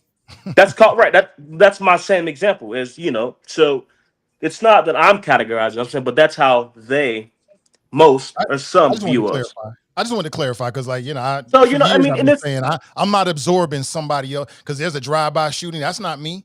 I'm against it like everybody else is. I'm not going to absorb that and take that blame and that weight because white folks don't do it. Nobody else does that. So why do black people have to be responsible because somebody go out and do something that I don't personally agree with and I wouldn't do, and I don't teach my family and friends. I don't model that behavior. Why do I have to now absorb it and carry that weight? Nah, I'm not doing that. I mean, and I get what Frank is saying. People will try to perpetrate that on you. Can't control that though. But what you can control is your refusal to accept it and to challenge it wherever it is. Because I would say to a white person or any black person that said, because I speak the King's English, that's not black. That's the same type of ignorance that if a black person were to say that to me, that's the same type of ignorance that I would apply to a white person who absolutely. wanted to put. So these Tarris said it best earlier. What did that guy say from Kentucky? Those animals. That's what I mean right there. You got a guy who's categorizing the black community as animals. So here's what I would challenge him. I would say to that guy who said those animals. So are you talking about those particular people, or are you talking about black people in general? And make them give an answer. Make them He give an gon- answer. he's would not say gonna have the he he's would not say gonna have all the of it. balls to say. I think he would. He's not gonna I have the think balls he to would. say. If you I ain't think got he the would. balls to say it, then that just goes to show what coward racist you are. Because I think that they will. if you hold that belief, then have the balls enough to say it. That's what I respect. Like, if you're gonna be a racist, be full out. Admit who you are. Come out. Here's another scenario that's going to happen with the racism, though, Kevin. It's that once the truth comes out and they find out that the white guy is the perpetrator, he was not the victim at all, they're going to say, well, they shouldn't have beat him that bad. That's the part that I mean, if the narrative from the beginning is the truth, and we stand on the truth that this white guy started all of it, it ain't the police fault. It wasn't the lack of the police officers. It wasn't the black people down there hanging out. It was a one white Russian who was overserved, who started this whole mess. It should come all the way back down to him. Everything, just like, okay, it's a broad example, but it's like the bridge that the homeless guy burnt the bridge down on accident or whatever. It came down to that one guy. It affected everybody's commute for months, but because his actions, that one person's actions, here's what I would say, though. Here's what I would put. Here's where I would put back on that. Okay, the law doesn't work that way, but I'm just saying, in the court of public opinion, and not allowing the Eric Dieters, the JD Vances, the Eric Dieters, the JD Vances, the Donald Trumps, and the Elon Musk, with all these to control the narrative. Only way we can do that is us as a community go after this one guy and hold him accountable. No, here's what I'm going to say, Tarris. I agree with you. He does need to be held accountable. But here's the reality is we are all responsible for our actions. Okay. This is what I tell everybody. And I even tell young people, like, look, here's what I'm going to say. The dude came out and said what he said, and he might've been asking for it, but everybody had a choice in terms of how they were going to react to that. So if you decide to beat the man down and that's your choice, then you have to live with the consequences of that action. You can't say he made me do it. He didn't. He said some stuff that incited you, but you still had a choice of how you were going to respond to that. So if your choice is in your mind, this dude deserved to catch a beat down for what he said, fine. But you can't cry about the charges. About the hold on, Kevin. So that is the choice. That is the choice you made. That's the old devil made me do it. That's the old devil made me do it argument. Okay. If the victim is not calling, so what you're saying is you have no. Kevin, let me ask you this question. The victim, the Russian, didn't call the police. He still didn't call the police. It's after the fact when police were called and they came. It's irrelevant. Let's say the Russian said, he said, "I don't want to cooperate, and I'm not going to. I don't want. So hold on, Phil. If the white guy says, "I don't want to be the victim. I started this," will white people then rebuttal their statement and say, or they'll say, "No, you have to be the victim because these animals jumped on you. These animals jumped on you, victim white boy." We have to go after this guy and make an example of him and say, anybody. What do you mean go after him?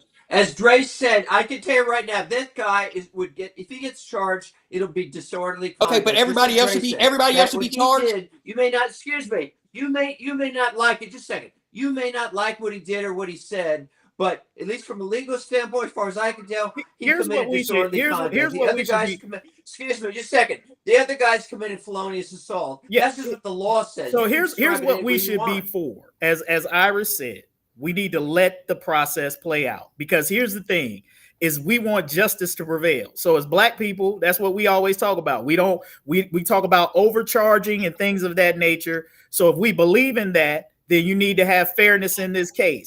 So whatever the guy who instigated this, if he is charged, he should be charged appropriately, not more than because of what we think or because of what he did was deplorable. He should be charged appropriately. Well, according to the chief, as should everybody who is charged in this case. Folks, according to Thigi, anybody who laid hands against them. According to Thigi, anybody who laid hands on somebody else with an attempt to cause physical harm is getting charged. According to her, which that would fit him in that narrative. What Phil's saying is he did. Yeah, but what's he going to be charged with? That's the whole point. He did not try. That's his opinion. We don't know. That's what I'm saying. But that's the narrative that most white people are going to take, and that's why us as a Black community need to. Okay. What lawyers are going to take, and you just happen to be one of those people who. I mean, you know what? White. Hey, brother Dre, what do you think about that? When she says anybody who place hands on an individual and cause physical harm with the intent to will be charged. What do you believe in him being charged? Do you believe that he has a chance to be charged or no?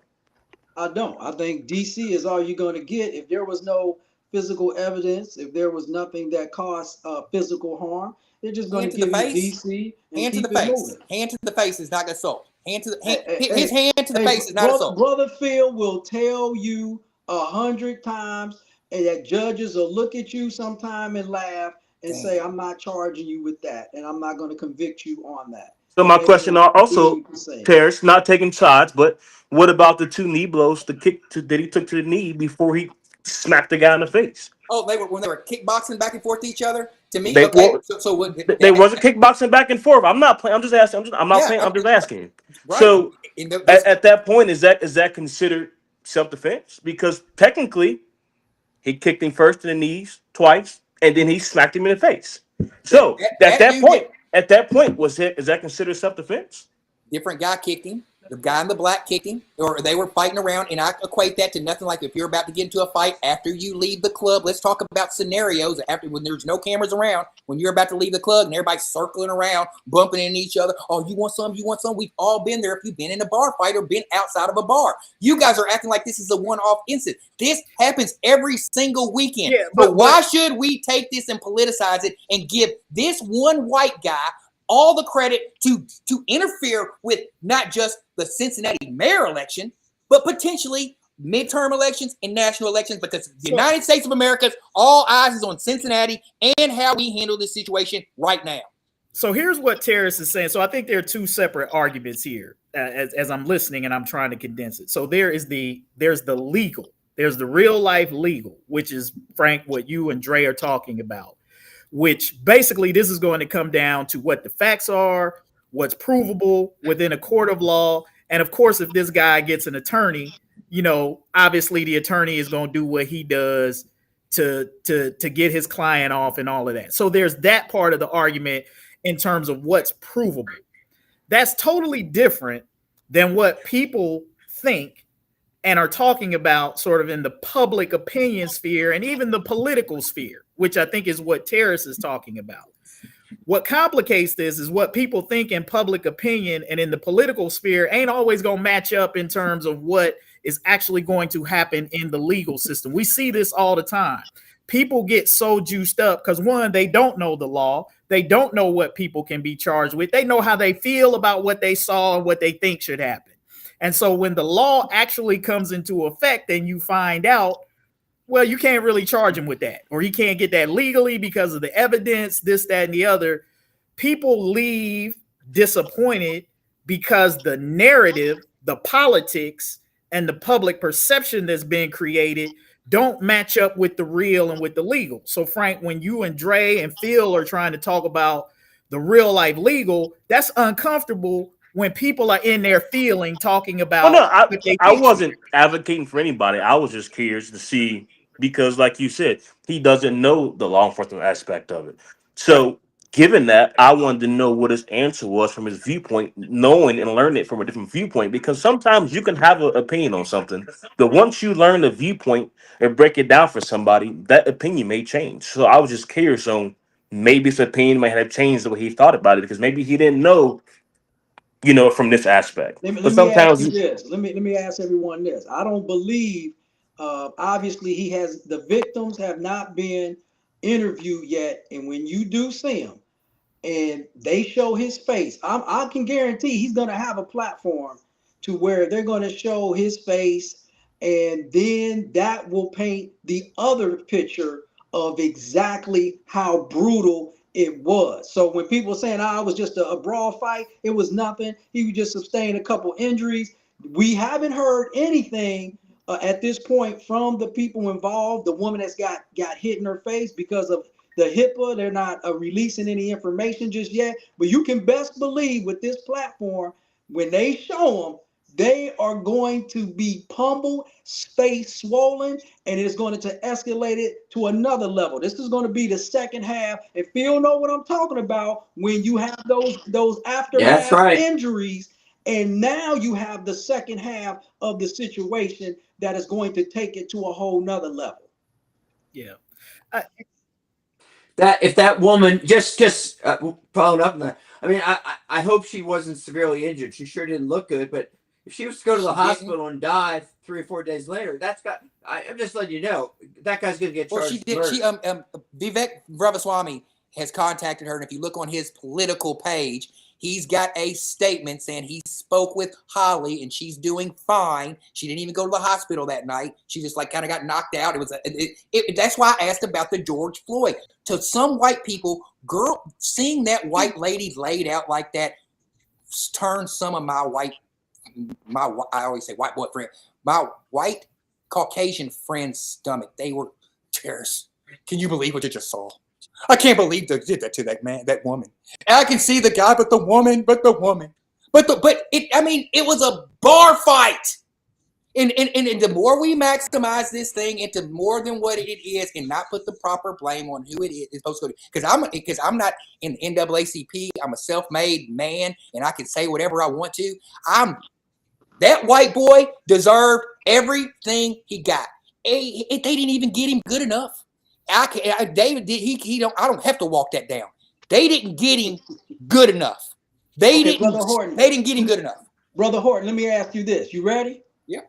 That's the same thing that people kept saying about, say, young juveniles with guns or people with guns, and they steal a car, they fighting the police, and they doing things, and then the next thing you know, what happens? Oh, the police had to respond in a certain way, and they said, oh, they shouldn't have did that. They should have deactivated. But the person kept agitating, seemed like he wanted the business. And then when the officers gave him the business, now they did too much. They shouldn't have handcuffed him. They shouldn't have broke the window. They used too much force. They shouldn't have tased them. But the person was going completely in their face, agitating them, going off. But when you see it on a different narrative, you paint the picture of, yeah, he deserved exactly what he got. So do most individuals that come after the police crazy, do they deserve what they get? I believe they do. Yes, they do. I believe sometimes they do. I appreciate you for that. Yeah, we were just here. We were on the podcast last week. Hey, I got searched 6 and searched last week for having a weed pen on my end. So I comply with police. I'm pro police, and I will. Police ask me to do something, I'm doing it. You know what? Let me just say this, because what Tarris said, I think, and I'm gonna try to avoid sermonizing here a little bit, because I always have to say, you know, I at the end of the day, I am still a pastor, and a lot of that guides my thought processes and my responses. So it's more than just about reason and logic. It's what we have is a lack of respect for life in general. Tarris's response is that, oh, my white friends, their stomach turn. Look, all of our stomachs should turn anytime we watch a full-grown man punch a woman in the face, regardless of the circumstances, black, white, or whatever. It ought to turn all of our stomachs. The fact that it doesn't says something about where we are morally and how we feel about each other. There is so much anger. You know, I preached a sermon a month ago about why are you so angry? And the Bible tells us that sin crouches at your door when you don't have control of your anger. And some of the attitudes that we have, some people are so angry. It's in the comments. I'm angry about a black man being slapped. That then it becomes, okay, anything goes, because we are so angry. And that just cannot be how we live. It's why so many of these young men are out here gunning each other down in the streets, because they're angry. And well, they're angry. They're angry, and there's also no accountability. Yeah, if we don't figure out a way to get a hold of our anger collectively, and we all have it on different levels. I get angry on things. I don't want people to think that like this stuff doesn't make me angry too. But the difference is I can control and channel my anger in different ways that are not destructive. I'm going to use my pen. I'm going to use my voice. I'm going to use the tools that are not going to destroy me or my community to release my anger. And that's what we have to get better at. I'm not saying don't be angry. We should be mad at racism and things that we see. It should make us angry to action, but not this kind of destructive activity. And the fact that we can sit back and say and have no feeling, no remorse, no anything about that, there's something wrong with that. And whether you black, white, or whatever, and I get the anger, believe me, I do.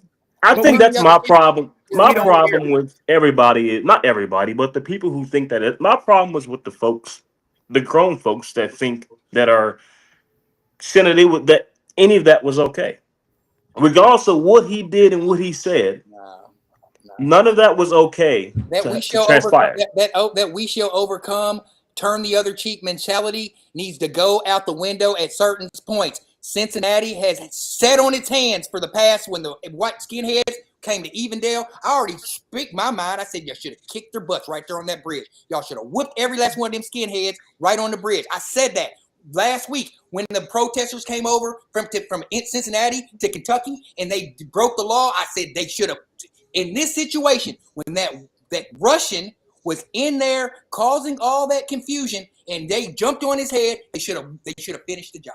They should. If they're going to get charged, if the punishment, and I always have to bring this up. If the punishment, But what is that going? What is that going to solve? That's not solving anything. That's going to let. The narrative is going to be like, we can't go out. When we go out, we can't be walking out the club screaming we're going to beat up a bunch of N-words. We ain't going. The next person's going to think about it. If this dude gets to walk off, they're not going to. If this Russian gets to walk off, if he gets to walk off and he doesn't get any kind of, if he's the victim, they're going to do it even more. No, they're not. It's not going to deter. It's not going to deter a drunk racist from doing exactly what he did. Again, like I said, just do a Google search. I say Google's a wonderful thing. Just do a Google search or a YouTube search, and you'll see videos all across. This ain't the first white man who said the N-word who's got his butt whooped on camera. That is the most heresy that you got, man. This one beating of this white man. You know what? You know who it's gonna scare? It's gonna scare the white people who are already afraid to come down, who probably wasn't gonna say the N-word in front of black people anyway. Yes. But that's it. He was scared of white people who was always already. But Dre tell you being downtown every weekend on the weekend, you see it every weekend. Them bars are at 2:30. The white kids walk around downtown, they get drunk, the yelling and screaming happens every weekend. That's what I said. It don't change nothing. It's not gonna change nothing. They're gonna do the same shit every weekend. It's gonna be the same story. Right. Just happen to make the news. That's all it is. This is people. People are human. People have all kind of issues in their personal life. They dealing with trauma. You add alcohol to it, late night social, and it's gonna happen. And so, it's gonna happen. My thing is, violence isn't the answer. It's not gonna change shit. It's not gonna make it no better. Is sometimes the answer. It depends on the when they circumstance. start it. If that dude starts and says, "Hey, I want to fight you," and you're like, "No, I ain't gonna fight you. I want to fight you. No, I ain't gonna fight you. I want to fight you. No, I ain't gonna fight you." Then he finds someone on the spectrum of special needs and then smacks him and then says, "Oh no, I'm the victim. You don't have to be nothing can happen to me." I'm just saying, if that scenario that I just broke down, that's not right. I got a 10-year-old. We teach this to our children. And then I'm going to end the show because we could go on and on and on. I know people are busy, but keep your hands to yourself. I do not believe that the Russian, even if he's racist, he got a history of it, he did not deserve to be finished. He deserved a 2, 3, at most a 4-piece, and you move on. All that extra stuff and beating them down and dropping knees on them, that's just too much. Somebody hits you, you got a right to defend yourself and hit them back, hit them with a 2, 3, 4-piece, move on. And walk away. That's it. That's all. If that's what he deserved. Like all that extra stuff and people piling on, that's trauma and pressure and all kinds of stuff that people have been dealing with, and it just all came out in that moment. It's very unfortunate that it happened, but that's people. Hey Frank, thanks so much for your time, bro. We got to catch back up with you, man. Bring you back on sometime. I appreciate you. Bro, you guys have a good one. Be safe. Absolutely. All right. And brother Dre, new to the crew. Woo. Thank you, brother Dre. He was on the island today. It happened to all of us, brother Dre. It was your turn today. It happened to the best of us. Hey, y'all pledge me like I'm in the fraternity. I'm in the fraternity right now. I want to know, did I cross over to the burning sands? Not yet. Not yet here. You initiated now. It's like hey, you do not want Tarris to be your players, brother. He said not yet. Not yet. That was just Iris Rowley. No, that was Iris done got us all at one point or another. You've been indoctrinated into the hot mic crew when Iris got you. Phil was the first one to get baptized. Iris don't pick and choose, as they say. That's right. It don't matter. She gonna let you know. So, but I appreciate everybody, and Dre, I hope you still come back on because you got some David Whitehead heat too. You got a little heat from everybody. Tarris gave you a little heat, but that's hot mic. But I got your back that- when it comes to David Whitehead. I got your back, man. I'd love to debate him. Oh, I'm boy. hoping he'd jump on Oh me. boy. Okay. I was hoping. I was like, oh yeah, please say something. All right. Please say Well, something. listen. Hey, Thank hey, you so you know, much. No, go Nathan, I ahead. will say this just to reiterate my point. You know, I've known Brother Dre over the years, and I've known David over the years, and both of them good brothers. You know, it's kind of you hate to see people that you know are good, you know the work that they're doing, you know the quality of people that they are, kind of going at each other like that. And so it's kind of like, man, you know, we may not agree on all issues, right? We don't see eye to eye. We got different views on different things, and that's fine. But I think the respect factor, we got to figure out a way to maintain that amongst ourselves. We can agree to disagree. That's fine. That's life. You know what I'm saying? But we need both y'all brothers. The work that you do with Curse Breakers and the positive stuff that I've seen you do, Brother Dre, nobody can diminish that, right? And nobody can diminish what a lot of folk, Iris has done, or David has done, or anybody on this pod has done. We need all of that, and we got to figure out a way where we disagree to be able to, you know, not carry the animus. You know what I'm saying? Forward. Yeah. Well, with that, everybody, thank you so much for being here. We're planning to be back on Friday at 1 p.m.